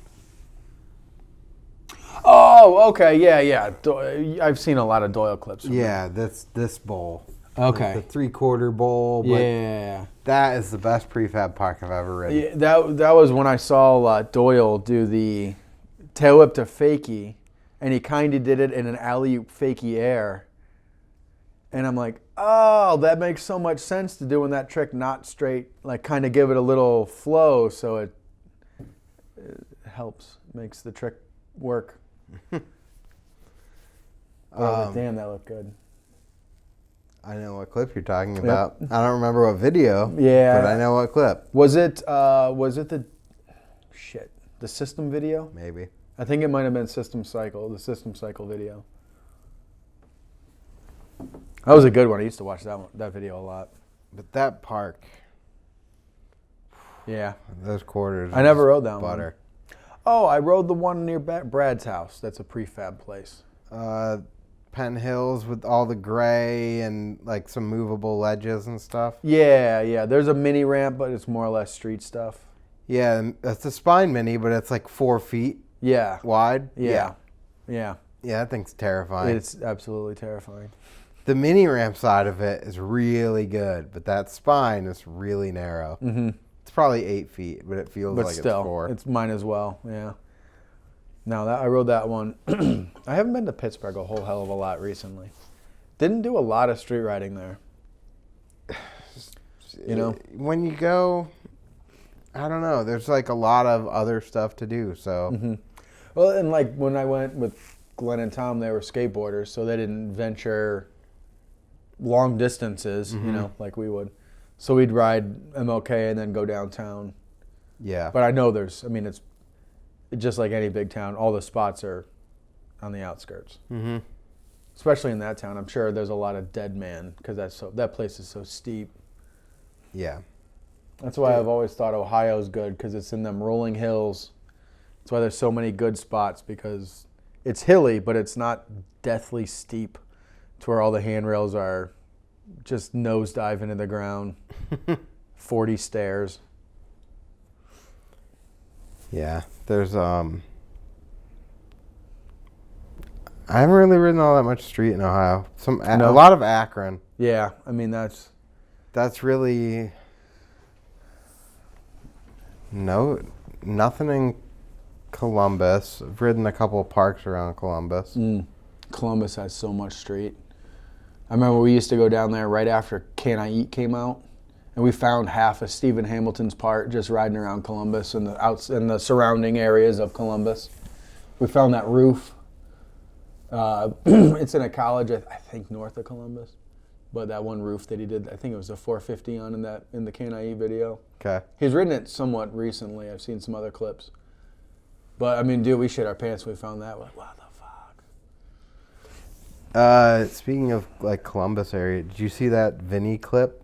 Vinny DeVera's full pipe open loop in Newark? Dude. Holy shit, man. That bowl's big. Is that Columbus? It's Newark, Newark? Ohio, so it's right Oh. outside. Damn, that's wild, man. I saw that. I'm like, that's a cool loop. He did that's neat. He did another loop. Why are they making a big deal? Oh shit, there's no top. And Like it took me a second. Tires skirted it. Yeah, like I was like, oh, that's neat. But they like the way it was posted made it seem like it was a big deal. Not that it's not. Looping a full pipe's absolutely fucking crazy. But the then it played through again. I'm like, oh fuck, there's no top. He did the loop with no loop. Fuck, man, that's crazy. At night with the lights on. Yeah, at night with the lights on. And then I did see a clip of the Unclicked podcast. I think they were talking about it, and I think I haven't watched that episode. But yeah, I just saw the clip. I think Anderson said that it was like 9, or whoever was taught Fudger, maybe 9 to 10, 8 or 9 tries to get it, and I'm just like, that's Yeah, that needs to be a one and done. yeah. What a fucking suckfest that would be to go. Oh, that didn't work first try. Fuck. Oh, that didn't work second try. Fuck. I gotta keep going. All right, let's go. Yeah. I'll keep going. I want it. I think Vinny posted something about that too, like that I think he ran out of daylight and thought it was done, and then the lights came on and it's like, oh, it's go time I guess now. I gotta go. Didn't they say too that it was poached footage? Some random guy's the one that posted it. Like they filmed it for an edit that he was working on, and somebody else filmed it on their phone and just posted it. Yeah, so like they weren't gonna put it up, and then it's there. Yeah, so it's like, that's not an Instagram clip. That's a video part clip. Cool, it's on Instagram. Although I'm getting ready to make an edit myself. Although I'm older and I don't really give a shit. I do it for narcissism. But I want to make an edit of myself, and I'm like, I'm going through Instagram, and I'm still going to use the clips that I like to put in there, because realistically, this isn't for you guys. This is for anybody else. This is for my own personal satisfaction, because I am my favorite person to watch ride. I keep trying to find a song about narcissism I can use, because that's what it's for. I mean, you might be able to find like a comic skit and set it to like soft music. That'd be good. Yeah. That'd be fun. Do that. Move it around, because my brother's got a pretty decent audio mixer. I could have him do it. Brant did his one edit to the Tom Segura skit about like nobody's thing is bike riding or something like that. Oh, no shit. I don't think I've seen that. I'll have to look for that. That's good. I've been listening to a lot of like, instrumentals like crazy for the past many years. Especially after I started actually listening to the lyrics of songs, I found out I don't like many songs. Like, oh yeah, these lyrics suck. Like, yeah, this guy's kind of a piece of shit. So I've been doing a lot of, but now I'm into like Irish dance and jig music. Nice. Is where my ears have been listening to lately. Nice. Yeah. And then it got me thinking, like, I used to edit it, just a bunch of videos, the footage that we have in my room when I was living at Ely Street. I just re-edit videos 400 times with different songs and fucking around with them. And one of the best ones I made was to like the Boondock Saints soundtrack. It was just, I'm like, that's perfect. That's the right one. So I'm like, I guess I should just keep doing that for my own music. But then I tried to put a song to him, like, I don't ride fast enough for this anymore. But you're also like probably editing on your phone now, and it's not the same as editing on a computer. No, I did download a nice program for the computer, but it's kind of slow. Doesn't have a great graphics card, and half of my footage is on the other computer or my phone, which I gotta transfer over to. Ugh. I'm exhausted. Not from this, just from the day in, day out. Oh, yesterday was a long day. Yeah. Here or just in general? Here. Yeah. Yeah, here. Actually, this whole week has been a long week. Really? I'm like, yes, we're still doing this. We have to do this. Bummer. But- When are you going to Pittsburgh again? Already scheduled. Kind of. I was kind of hoping you were going to go. Either Don't know. either the week of the 13th or the week of the 20th. Oh, okay. And then if it's the week of the 13th, I might be out in Washington on the week of the 20th. If it's the week of the 20th, I'll probably be out in Washington the week of the 27th. Oh, shit. Well, if you're not doing anything the week of the 10th of March is when I'm going to do that. I'm going to meet Carl at Ray's Okay. to drop off 10 more frames, the last frames that I owe him from what he's paid for. And then try to do Wedgwood and Wheel Mill on the way home. I think you mentioned that. Yeah. I got a confirmed date from Carl now. I don't know if I had the date when I talked to you about I it. think when we last talked about it, you were trying to do it February 10th. Okay. It got changed to, it's going to be March 10th through the 13th is when he's at Ray's. Because I remember it was like going to line right up with that trip. Okay. Yeah. So it's in March now, second weekend of March. Okay. I don't know if that's going to work for me or not. If it does, it does. If it doesn't, I might end up be doing this trip just quick there and back. I don't know yet. I mean, half of it will probably depend if anyone wants to go with you too. Yeah. And if my mom can stay long enough to watch the girls. Did you While ever I'm stop on any of your trips at Skate 14? No. You need Where's to it's in Altoona. Okay. I've seen Altoona as the sign. It's a more street-oriented park. They got a little 3-foot mini bowl, Okay. but it's super fun. Have you posted clips from that in the past? A ton. Okay. I It's know probably what my park you're favorite talking little about. park to go to. Yeah, I know what park you're talking about then. Is we were driving out there like regularly instead of going to the wheel mill. Oh, okay. So we'd either go there or Wedgwood. Okay. I really like Wedgwood. And it looks like they got new lighting in there too, which would be Yeah. nice. The one time I went there, I'm like, dude, I can't fucking see anything. Are my eyes getting older? Is the lighting in here? They that have the bad? other room now. Oh, okay.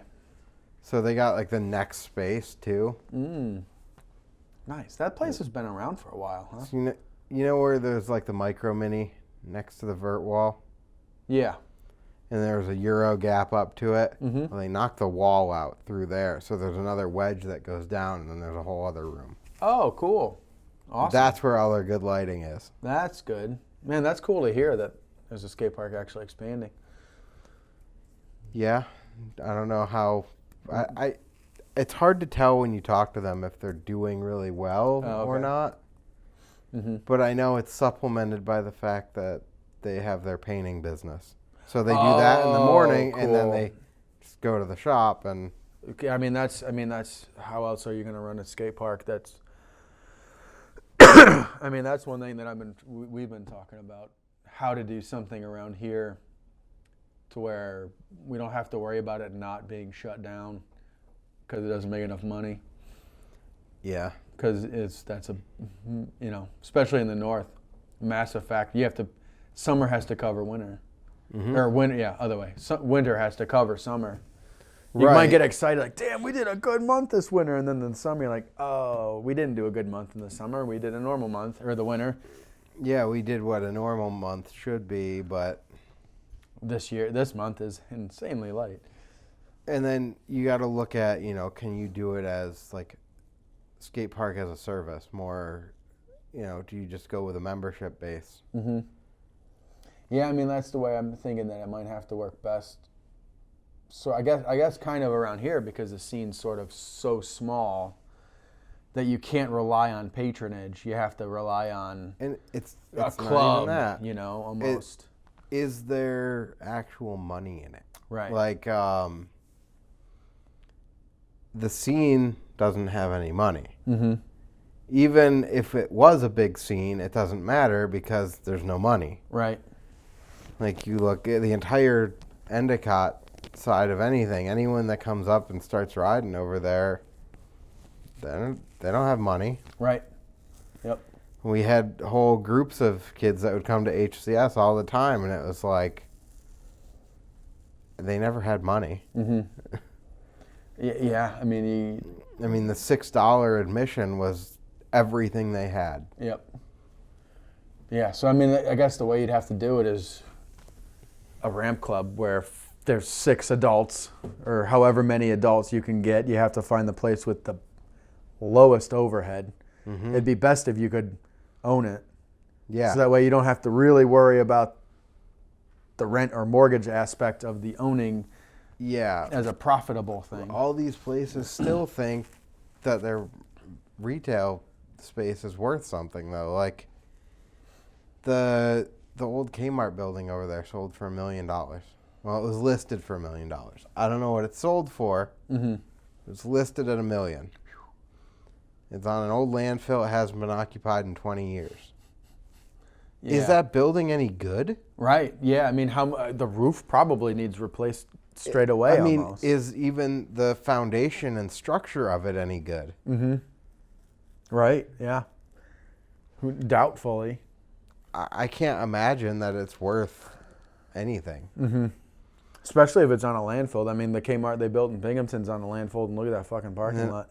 The one over here is just as bad. Just as bad. I haven't been to it in a long time. The building across the street where it was like Game It at one point, and it had the bank to sub across from that car dealership. I think I know that. I rode a bank to sub over there, and I don't think it was in the Kmart. I think it was right by it. Right next to it, yeah. Yeah. Across the street. Okay, yep. That building was for sale for like $1.3 million. And you're like, it's not good. No, you're an Endicott. So I don't know what you can come up with. I feel like the key is treating it as an investment property where we're going to use it as a skate park for the next 10 or whatever years, all the while improving the building and then selling it. Yeah. I mean, my thought is, I have kids, so I don't really get to leave my place much. I just want to put a barn on the property, and then all we got to do is come up with a portion of, to pay the taxes, because the taxes will go up once I put a new permanent structure up. Yep. And then power, and then that's all we're going to need for overhead. I don't care about making money on it. I just want a place to fucking ride in the winter. Then I'll have to drive 2+ hours to go ride, pay, $20 for, not that I don't want to, because I definitely do want to, but like I need it to be closer so I can ride more frequently than that's how I feel. Like I wish that I could go out to Breaking Free more. Mm-hmm. And I said I'm going to go at least twice a month. And I think I've gone 3 times since October. Yeah. I've gone twice in a month, but that's all I've been up there this year. It's tough. Like I might go tomorrow. Okay. No, not tomorrow. Saturday. But if I do, it'll be a 7 a.m. departure to take Ryder. Yeah. For the beginner session, which means I don't really I get to ride with him. I don't get to ride. Yeah, you're not really bike riding. You're there on a bike riding, Which, dude, it was super fun the last time I took him up there, though. Mm-hmm. Because he wants to do, follow the leader, like a game of bike. Oh, okay. And he doesn't even know what he's doing. But he knows he wants to do that. Cool. So he's like, follow me and do what I do. And I'm like, this is a game that I'm not teaching you yet, but yes. And then he'll ride over the pyramid, and then he'll go up the rail, and he'll turn around and he'll bump and then back up off of the wall, and then go down and do some stuff. And I'll go up and I'll do the same. Mm-hmm. Push off fakie off the wall, go around. That's awesome. And then if I go back and if I went too high on the pyramid or too low on the pyramid, he's like, that's not what I did. You didn't do what I did. That's awesome. He got wheel mill was real good for him. It was, and then when we moved up here, he got super afraid of everything because he hadn't been on a bike that much. Right. But he had a good time at Breaking Free. It wasn't bugging him. Cool. And then he'd ride by and then handlebar tap the grind ledge 3 times as he went over the pyramid. Oh, that's so cool. And I'm like, I'm so into what you're doing, man. Yeah, that's awesome. Like, I love this. That's so cool, man. So it's super fun. And I do want to take him back out and do that again. Yeah, I need to come up there. But then I need to go Sunday, because then it's the old timer session. Yeah. That one I could probably make work if I could find somebody to watch. I mean, I'd have to take the girls up there, but to watch them while I go. I want to get my wife to go up there a few times so that way they can go to that climbing gym next door. And she can do some indoor rock climbing, and their girls could dick around in the bouldering and fall on the pads a couple times.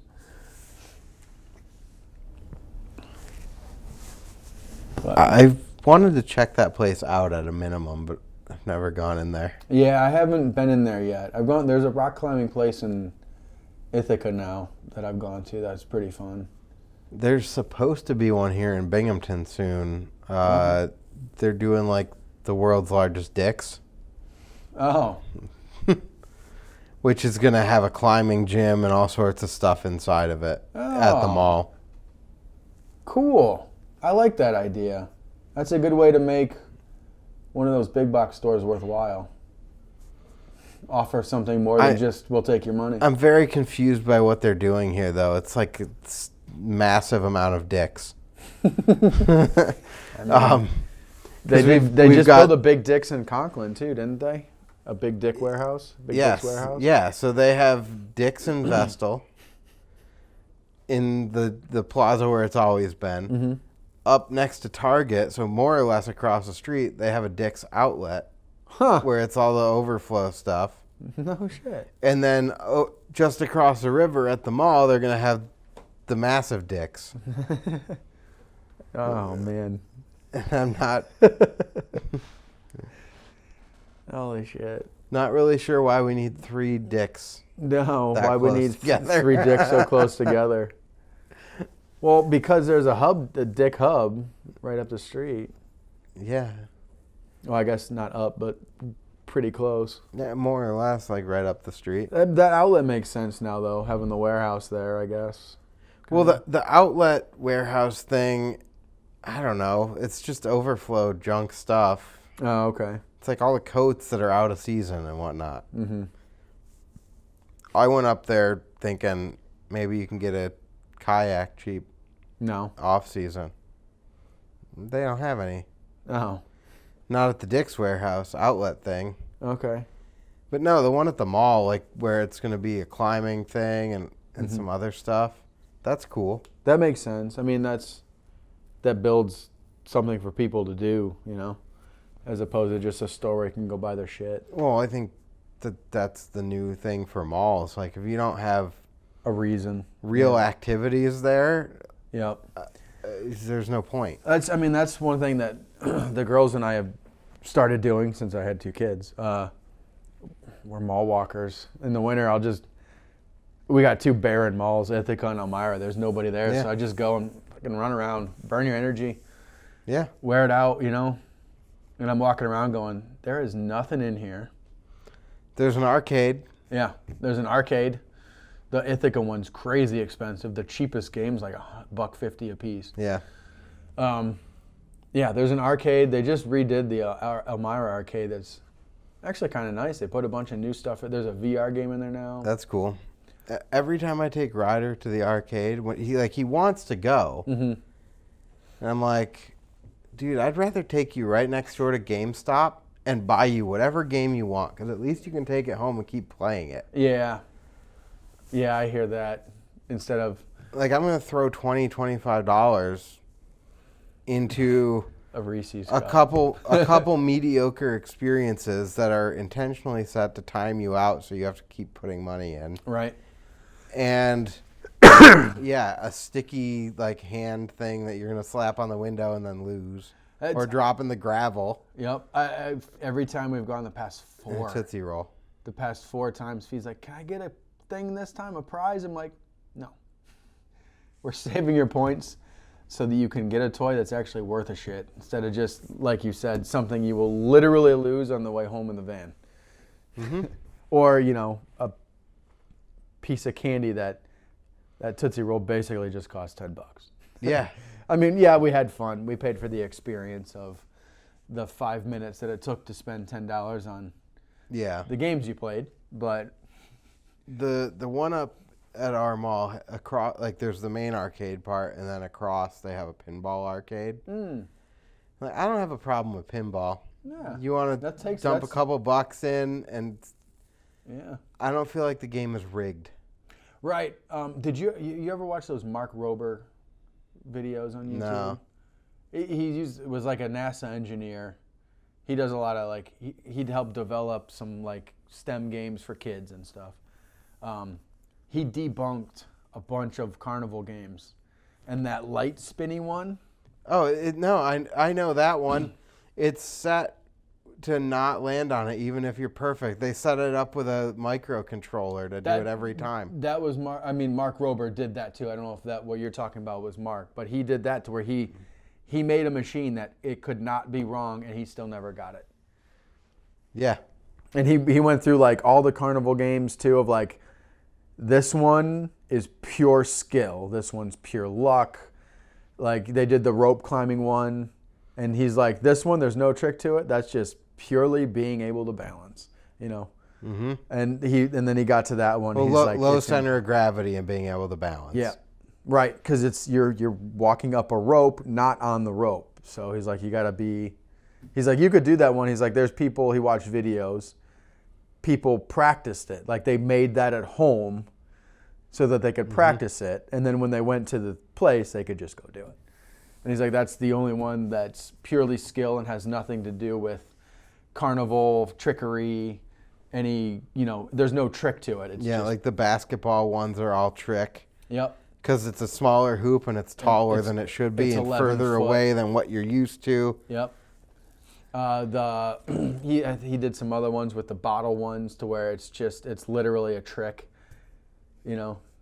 Mm-hmm. And I'm like, that's kind of neat that he went through. I think he did like 13 or so different games to do it. He also did something during COVID that was pretty fun to watch. He was making bird feeders, and the squirrels kept stealing his things. So he made a maze for the squirrels to run to get to a cache of nuts. So like if they could make it through the whole obstacle course, he had a whole thing of a bunch of nuts that they could open up and get to eat on, and it was pretty cool. He's made 3 of them. They're pretty fun to watch. You should check them out. I'll look. I'll send you the link to them. Those are cool. Yeah, but he does a lot of cool stuff. Trying to get the girls to watch that when they do watch their Idiot Box. Yeah, I know. Alara had a fight with her today. She's just getting into shows and like starting to really pay attention, which is cool. Is the part that I do like about TVs. Like I'll be doing dishes and come in and she's watching Rescue Riders, and she goes and, Dad, and she just tells me everything that's going on in the episode. I'm like, cool, you're really able to grasp and grow the attention. I mean, she's got the attention span of a 30-minute show at least. Yeah. She's not quite into movies. Did she watch Bluey?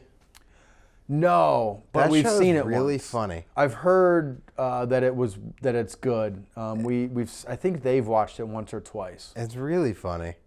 Ryder likes that one. I'll have to check that one out. And I was trying to get her to watch Magic School Bus today.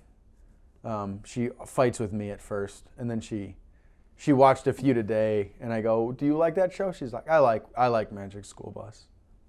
See? Give it a shot. It's better than, at least it's got some sort of better than all the educational weird component. YouTube stuff that they watch anymore. Yeah. Ryder, all right, the one I don't necessarily mind. I think the dude that he watches is weird, but he watches someone walk through all the different Spirit Halloweens and talk about all the animatronics.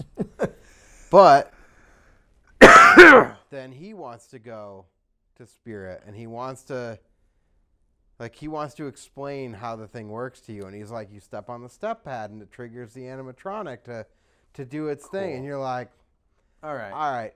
As much as I think that dude that you're watching is a weirdo, yeah, I like you're that learning from you're him. Into the robotic side of it. You understand that this is a remote trigger for this. Like, that's really cool that you're picking up on that. That's cool. Yeah, Fee was watching one today. It was kids playing hide and seek out in the woods. Go play hide and seek. I will give her that. I'm like, you know what? You're at least getting a fun idea for summertime to go do. Yeah. It's not mind-numbing bullshit like the one she tries to watch.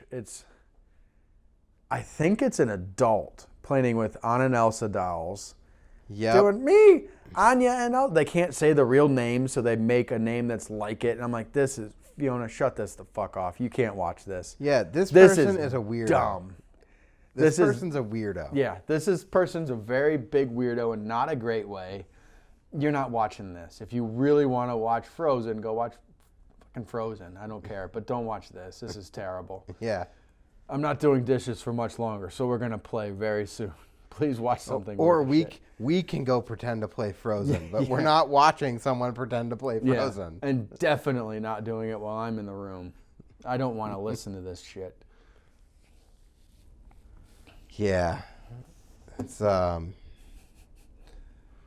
there's a lot of weird stuff out there. There's a lot of not good shit out there.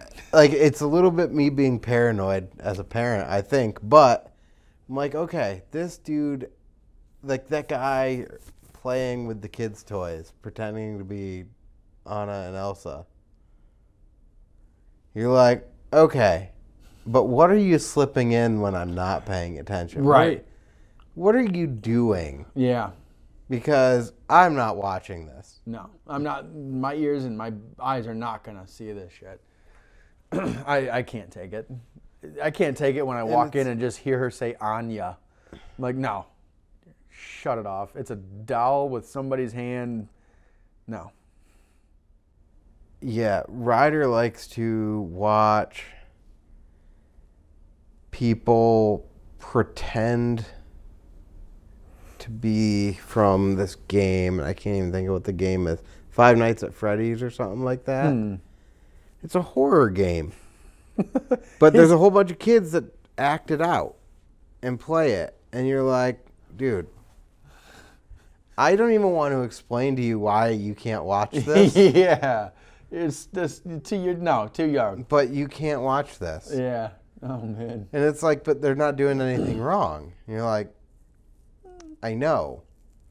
But now you like this toy of this thing that you like.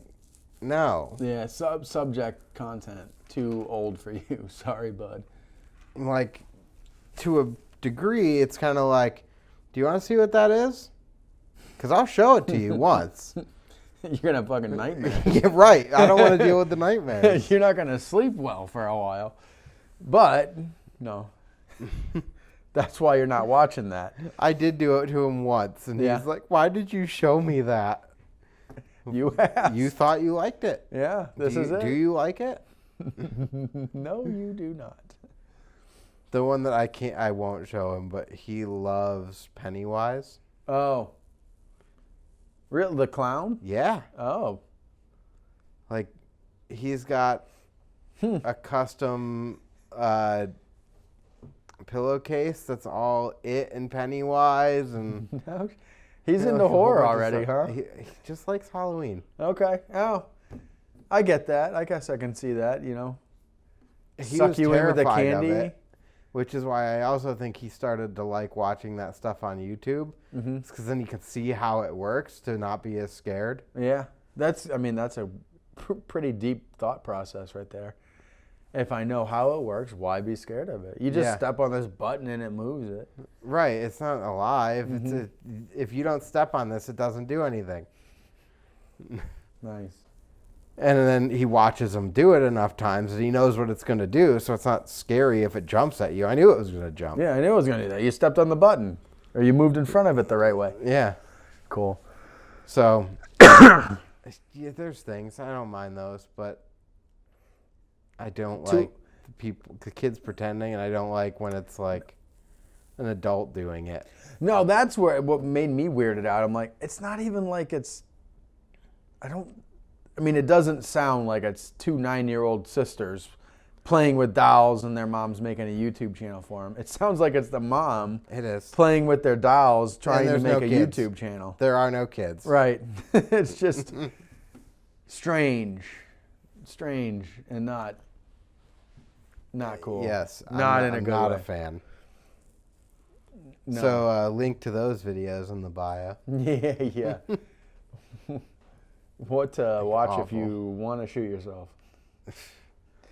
They're painful. Yeah, very painful. Ryder also wants to watch that Ryan's World kid.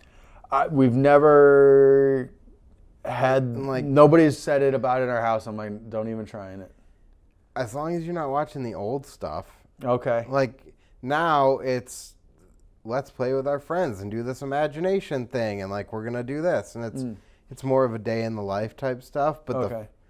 when he first got popular, it was just, you get a new toy every single day, and we open it up, and then companies start sending toys for them to open, and it's like, dude, if my kid thinks that he's getting new toys every single freaking day, not a chance. No. Just to see that is going to make him throw fits when he doesn't get a toy and you go to a store. Well, Ryan does. Right. No. You don't. Just because we're here. That's the one thing that was good with Fee. She never got into asking about it because we would go to the mall all the time. Alara was born right before COVID hit, so we didn't go to the mall all the time because I live in Ithaca. Yeah. So I was an evil person if I did anything. But now when we go, she thinks we're going to buy something because normally we go with intent. But now we're like, all right, we're just going to go run around again. We're going to do it more frequently than you used to. Plus, when we were out, she was napping pretty much. So she'll throw more fits. And I'm like, fucking COVID, baby. She took longer to learn how to talk. I think partially because of that.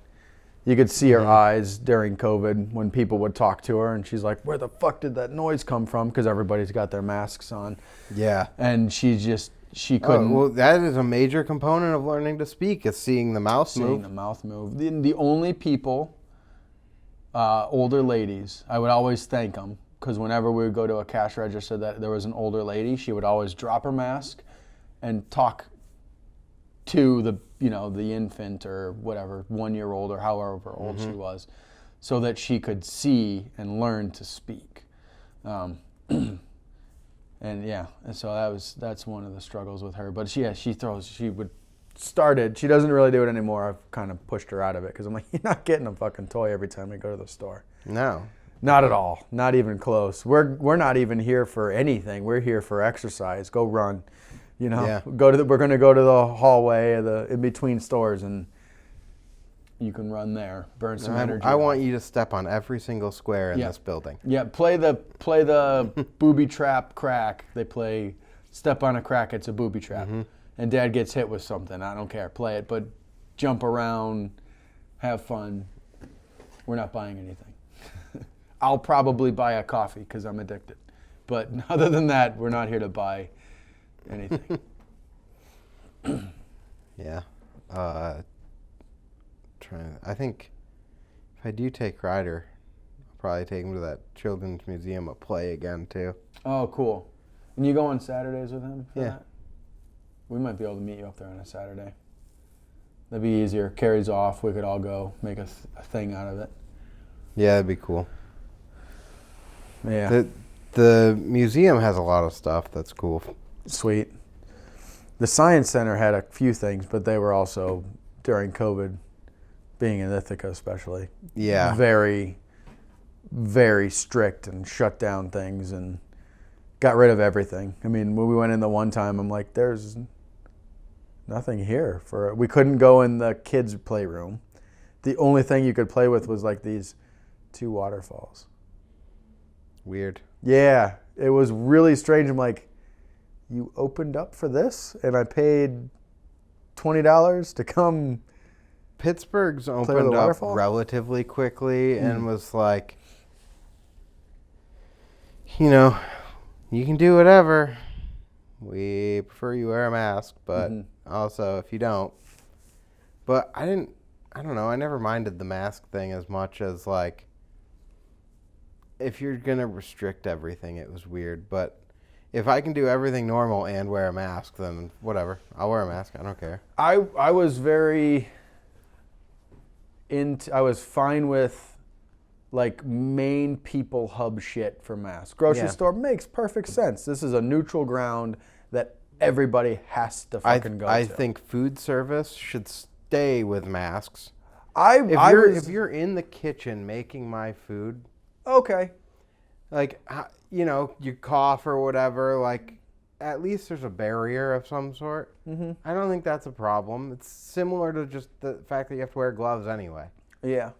I could see that one. I was actually against masks as in, like, for customers in restaurants. I'm like, if Yeah, for sure. I'm coming in here to eat food, I don't, need to wear them. I think that made sense. But I also was like, if you got a problem with it, go to the grocery store and go home, kind of almost to the point and make your own food. Yeah. But I was like very much into the main hubs, banks, grocery stores. Sure, that should be mandated a mask. Everything else is an elective, really. Yeah. You choose to go there. You choose to go out and take a risk. So I liked the mask thing, not because you had to, but I like the ability to. If you think about from a mask standpoint, you couldn't walk into the bank with a mask on. You can't walk into Walmart with a mask on. Right. Pre-2020. Yeah. They'll come grab you and take you out. Right. But we're all going to carry our phones on us anyway, and we're all being tracked, and we know it. Mm-hmm. And every time you mention something, you start getting ads for it because to use all of our apps, we approved them to access our microphone. Right. So they don't do that. We approved it. Well, they say they don't. Google says that they don't have the keyword thing in there. Yeah, they absolutely do. No, I know. They do. But they say they don't, yet they still have closed. But, all right, so hear me out on this one. You go take a picture of you and your family, upload it to Facebook, and it's going to auto-tag everyone in your family that has a Facebook account. Facial recognition is owned by Amazon. I think it's Amazon. It's a company like that. Now, you're walking around Walmart with security cameras, and you don't think that they can pull that you looked at this and then you start getting ads for similar things too? Like, I just like the idea that you're maybe, like, you don't need to see what I'm looking at in your store all the time. Right. Mm-hmm. You don't need to see that I was in your store. I kind of like it. Okay, I can see that. I feel like everyone got really upset, like you're taking a freedom away, and I'm like, they're giving you a freedom that they do not want you to have. Yeah, it was like a turn of sort of. Like, do you think that the companies and the government really wants you covering your face in public? No. No. Not a chance that that's what they want. Right. Because they want to see where everyone is at all times. Fuck yeah, they do. They always want to track, and they want all that data, which is gross. So, just interesting. That's perspective. That's a good perspective, a neat perspective on it. Like, I feel like let's not let that go. Yeah. Maybe we don't want to wear it all the time, but the ability to needs to stick around. Yeah, I want to go into Walmart not wearing a mask and not have anybody feel like I'm gonna rob the place. Yeah, I mean that's one thing. I wore a bandana, and I wasn't gonna buy and waste a bunch of other masks, and I was like, man, I feel like a 1920s Wild West bank robber. This is kind of fun. Feels awesome, but it's also tough. You walk into a store wearing a bandana mask, and you're like, am I really going to pay for stuff? Yeah. Should I just be klepto now? Is this what I let just klepto walk out go? with this? I bet if I didn't have kids and was married, I would have turned into a klepto. Just because it would have been fun, Yeah. I look like every other guy with a bandana mask that comes in here. That's pretty funny. Yeah, but you can't teach your kids that. Mm-mm. They'll figure it out on their own. No, you can figure out how to steal when to steal. Just, be sneaky when you're going to. I don't know. It's going to be a different thing. Mm-hmm. Like, they don't even bust you anymore until you have enough on record. Really? Like, you go steal a couple of things from Walmart, they won't even say anything until they have it on video of you stealing a total that exceeds $1,000, and now it's felony. Oh, to make it worth it? Mm-hmm. Man, why didn't I have that when I got busted when I was a kid? No, I got lucky. They let me go. My brother ended up in jail though one time. On a road trip down to Akron, got busted stealing an inner tube. I mean, how do you even press charges on it? They took him to jail, called my mom, had to drive an hour away. Think of how much that cost. Yep. We were at the Skylark the other day, and the dude, they're like, we're not going to surf this guy. He's walked out the last 2 times. Jesus. And then the other waitress is like, that really? Because he comes in and pays. And they're like, it's him. And they're like, they were very tactful about it. It was like, sir, they're telling me that the last 2 times you were in here, you left your bills and didn't pay them. So here's a copy of your last receipts. We'll be happy to serve you, but we need you to pay these bills first.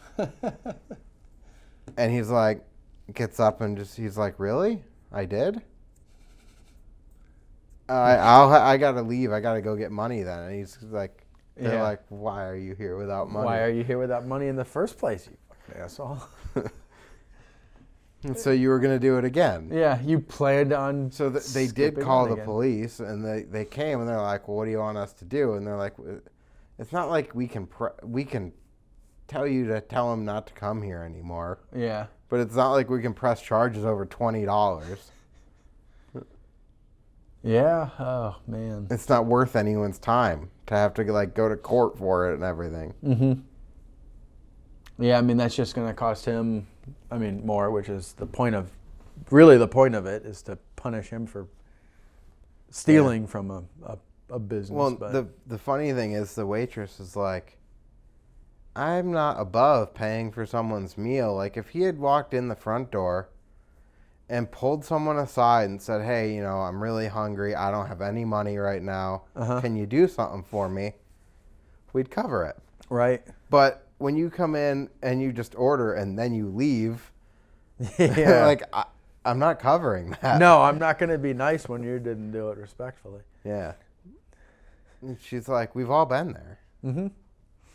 Right. I've bought people groceries, and I think I've done it a couple times. And both times I gave them a bag of groceries, and they just gave me a scowl. Like, you just wanted booze money. Mm-hmm. Or heroin money. I gave you a bag full of tuna fish and a pocket knife so you could open the can up and some, some good perishables, and you did not want that. He looked at me like I was an asshole. Yeah, you should have just given him money. Yeah, that's what he wanted. He just wanted money to get fucked up with. Then your sign should have said, please, I just want beer money. Right, and you'd go, I got that. Yeah, no, that was in Syracuse. That happened to me in Syracuse. Like, dude, I just want beer money. I just want to go down to the bar and watch a game, but I'm broke. I'm like, oh, well, let me go buy you some beer then, man. Here's $2.40. Go enjoy your game. There was a guy that I was talking to the other day that he works for a company that we work with. And he's like, I was out of town recently, and the guy came in and sat next to me at like Applebee's or something and asked if I'd buy him a burger. And he's like, at first I thought, no. Right. And he's like, you know what, man?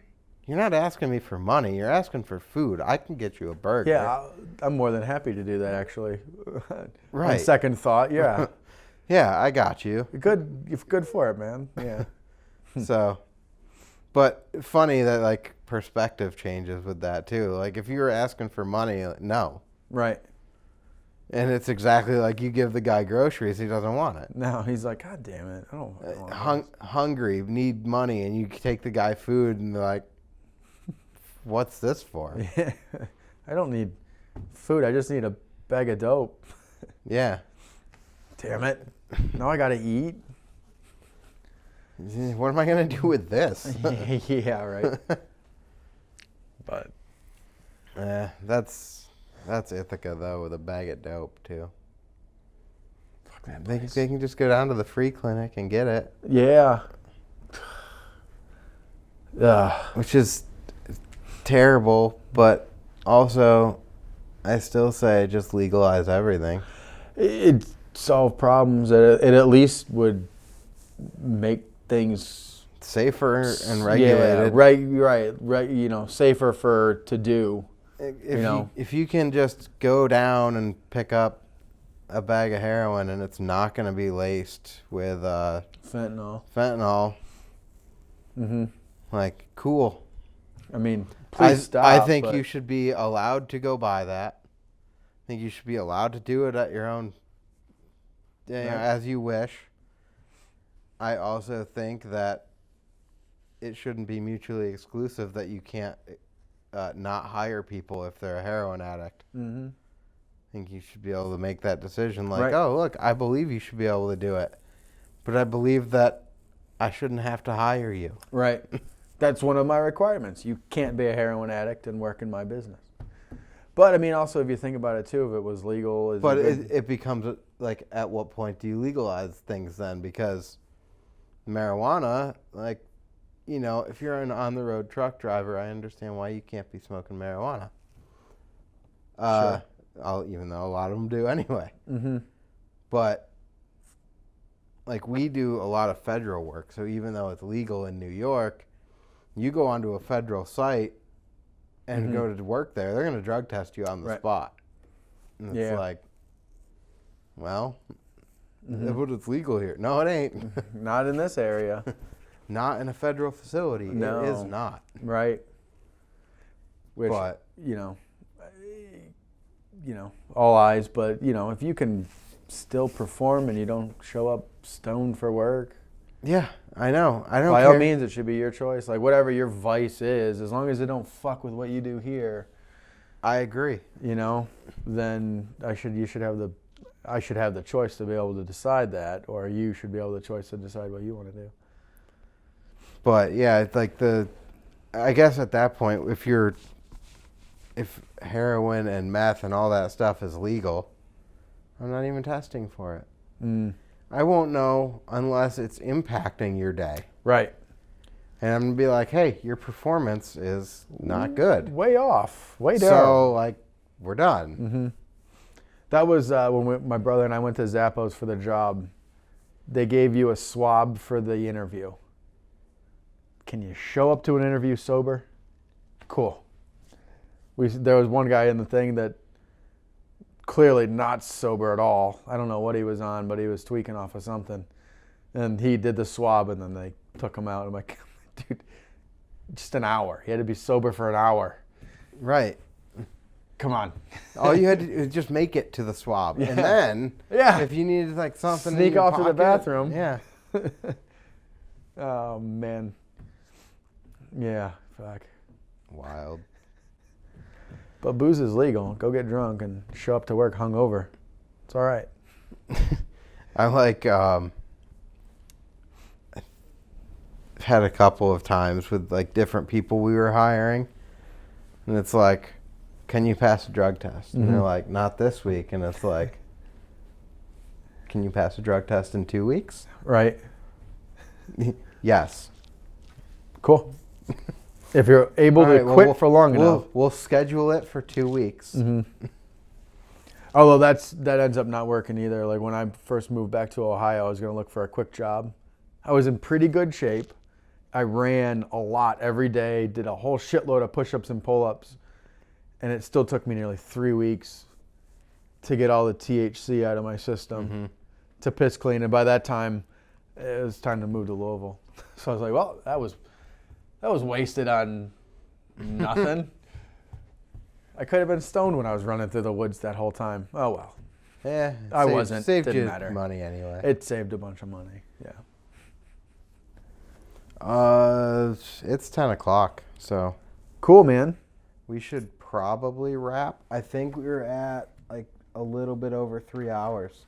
That's what I figured we'd hit. Between section 1, section 2 here. Cool.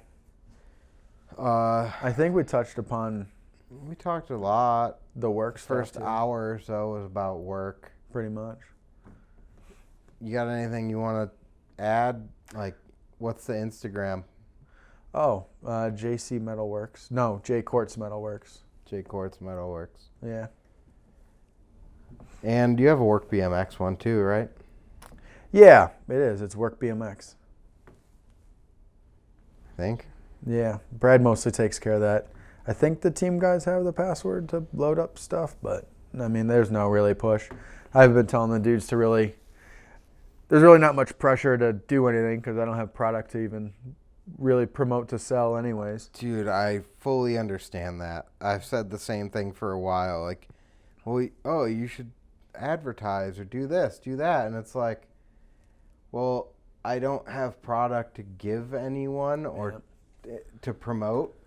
Yeah. And I don't have any product for them to sell, even if they were promoting. Mm-hmm. So it's like... I've got pegs.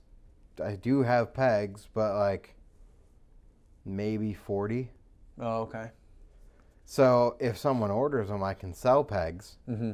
But if I tried to push selling pegs right now, I'm not going to have any. Right. You're gonna be like, oh, well, I shot myself in the foot on that one.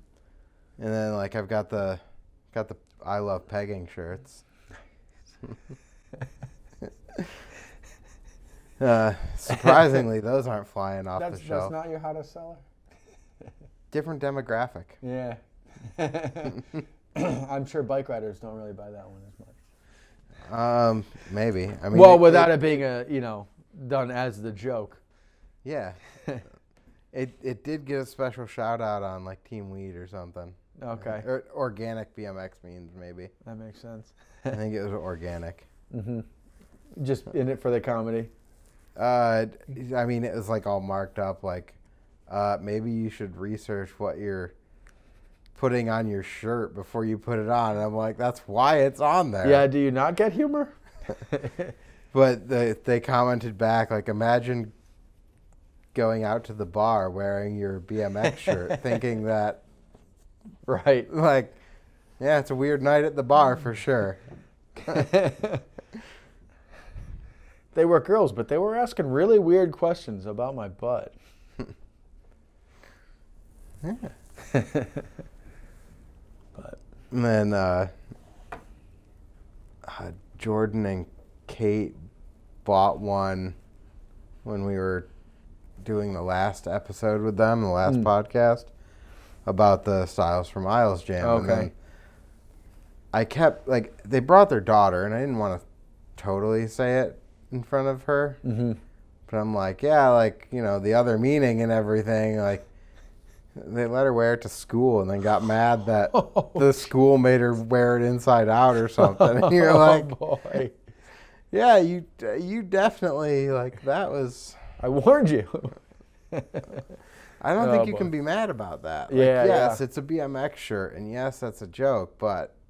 It's also pretty... It's a joke. It's a joke, yeah. Meant intentionally Yeah. to be the other thing. Uh-huh.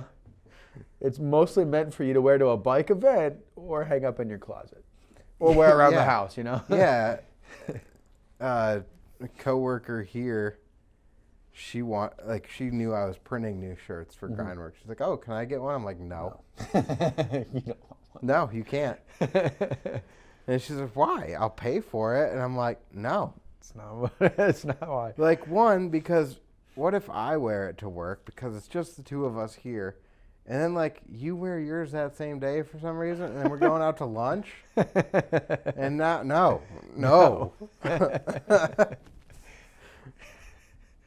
I'll wear it. We'll get the chuckle. So I explained to her what pegging was, and I'm like, well, now that you know, if you want one, Do you no. still? No, I don't. No, I don't. Okay. See, that's what I meant. That's why I said no. Right. And now I've explained that to you. And now I've had to get you to the other side of the joke.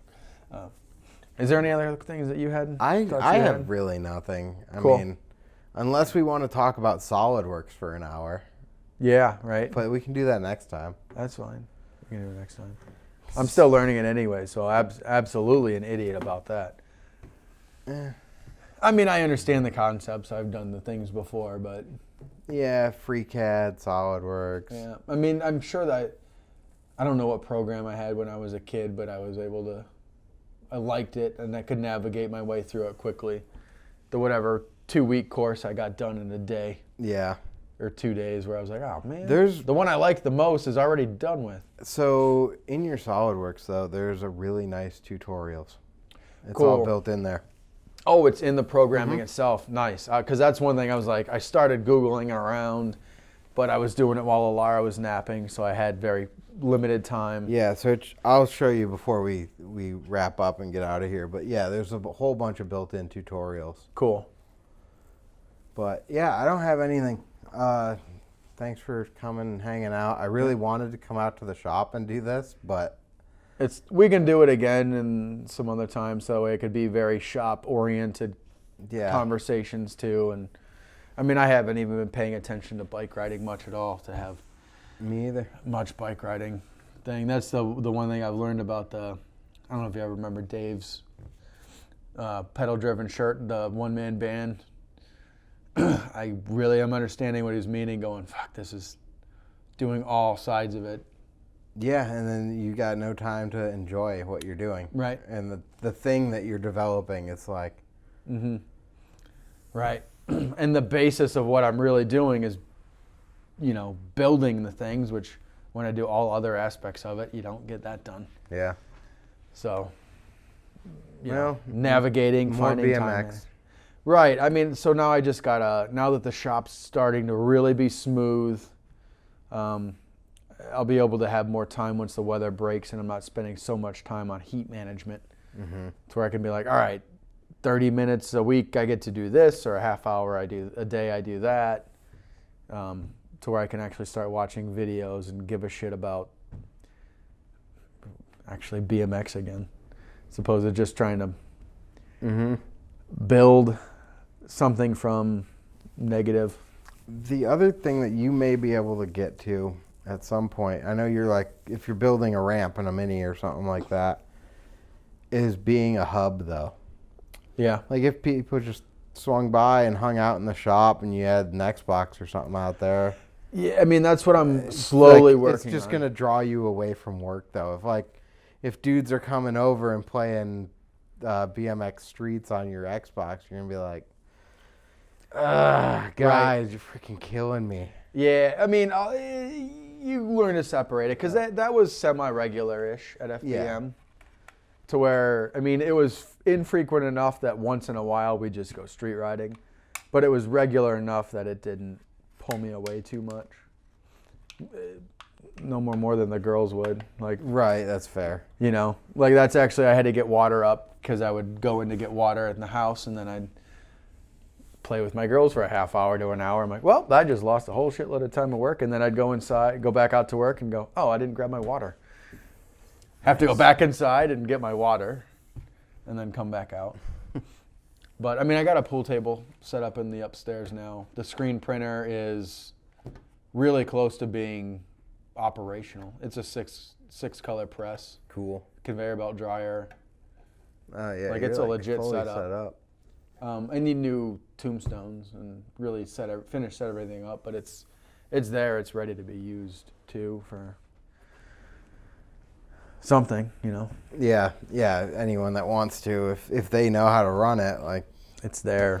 Here, run your stuff. Run some of mine too, please. And I don't have fans really, or people who really give a shit to buy shirts yet. So it sucks because shirts are where you can actually generate cash to operate your business. But I know it's like you're probably printing just for yourself and your team. Yeah, I mean, my brother loaned me the money to buy a bunch of shirts, and it was really ended up just being mostly giveaways. I mean, that was also at the time that things were taking so long to get materials that a frame may take 3 months to build. So I'd throw a shirt in. Be like, sorry. Giveaways is actually why I bought all the pegging shirts. That would be 'cause I was the like, perfect thing. For I'm out of giveaways. shirts and stuff to give away, but this is like, oh, you want a free shirt? Yes, I'll give you free shirts. Yep. That's funny. I guess at some point, depending on what you end up doing, maybe there'll be a Twitch channel or something like that. Dude, that's not a bad idea. YouTube Live might make more sense for you, just if you're doing YouTube stuff with work anyway. Yeah, they get you on the channel to watch other videos too. But I don't know how discoverability works on there. Okay. So Twitch has a good discoverability. It's okay. Okay. I feel like it's probably smaller than YouTube, so the discoverability is easier to get around to you, maybe? I think it's actually bigger than, like for live streaming, it's bigger. Oh, okay. That makes sense. I think it's the number one right now. Oh, okay. That makes sense. But, yeah. Cool. I guess we'll call that. Sounds good. I'm good. Thanks for listening. Someday we'll have a real studio again. Hell yeah. Someday I'll have like video episodes again. Until then. I feel like it'd be a huge hassle right now. Yeah. I'd have to set up and then tear down and then go home and edit and splice everything and like, I don't know. Yeah, when you don't have the setup open. I used to say I didn't care, and I realized that that's not the entire truth. Yeah. It's that I do care, but I also know where the threshold is of I can do this at this level and it makes sense for me and everything else. And if I take it to this next level, then you have to maintain it. Right. And two, it makes the work just drastically crazier. And I'm not trying to go there. Yeah. So this is what you're stuck with, listeners. Well, thanks. Yeah, anytime.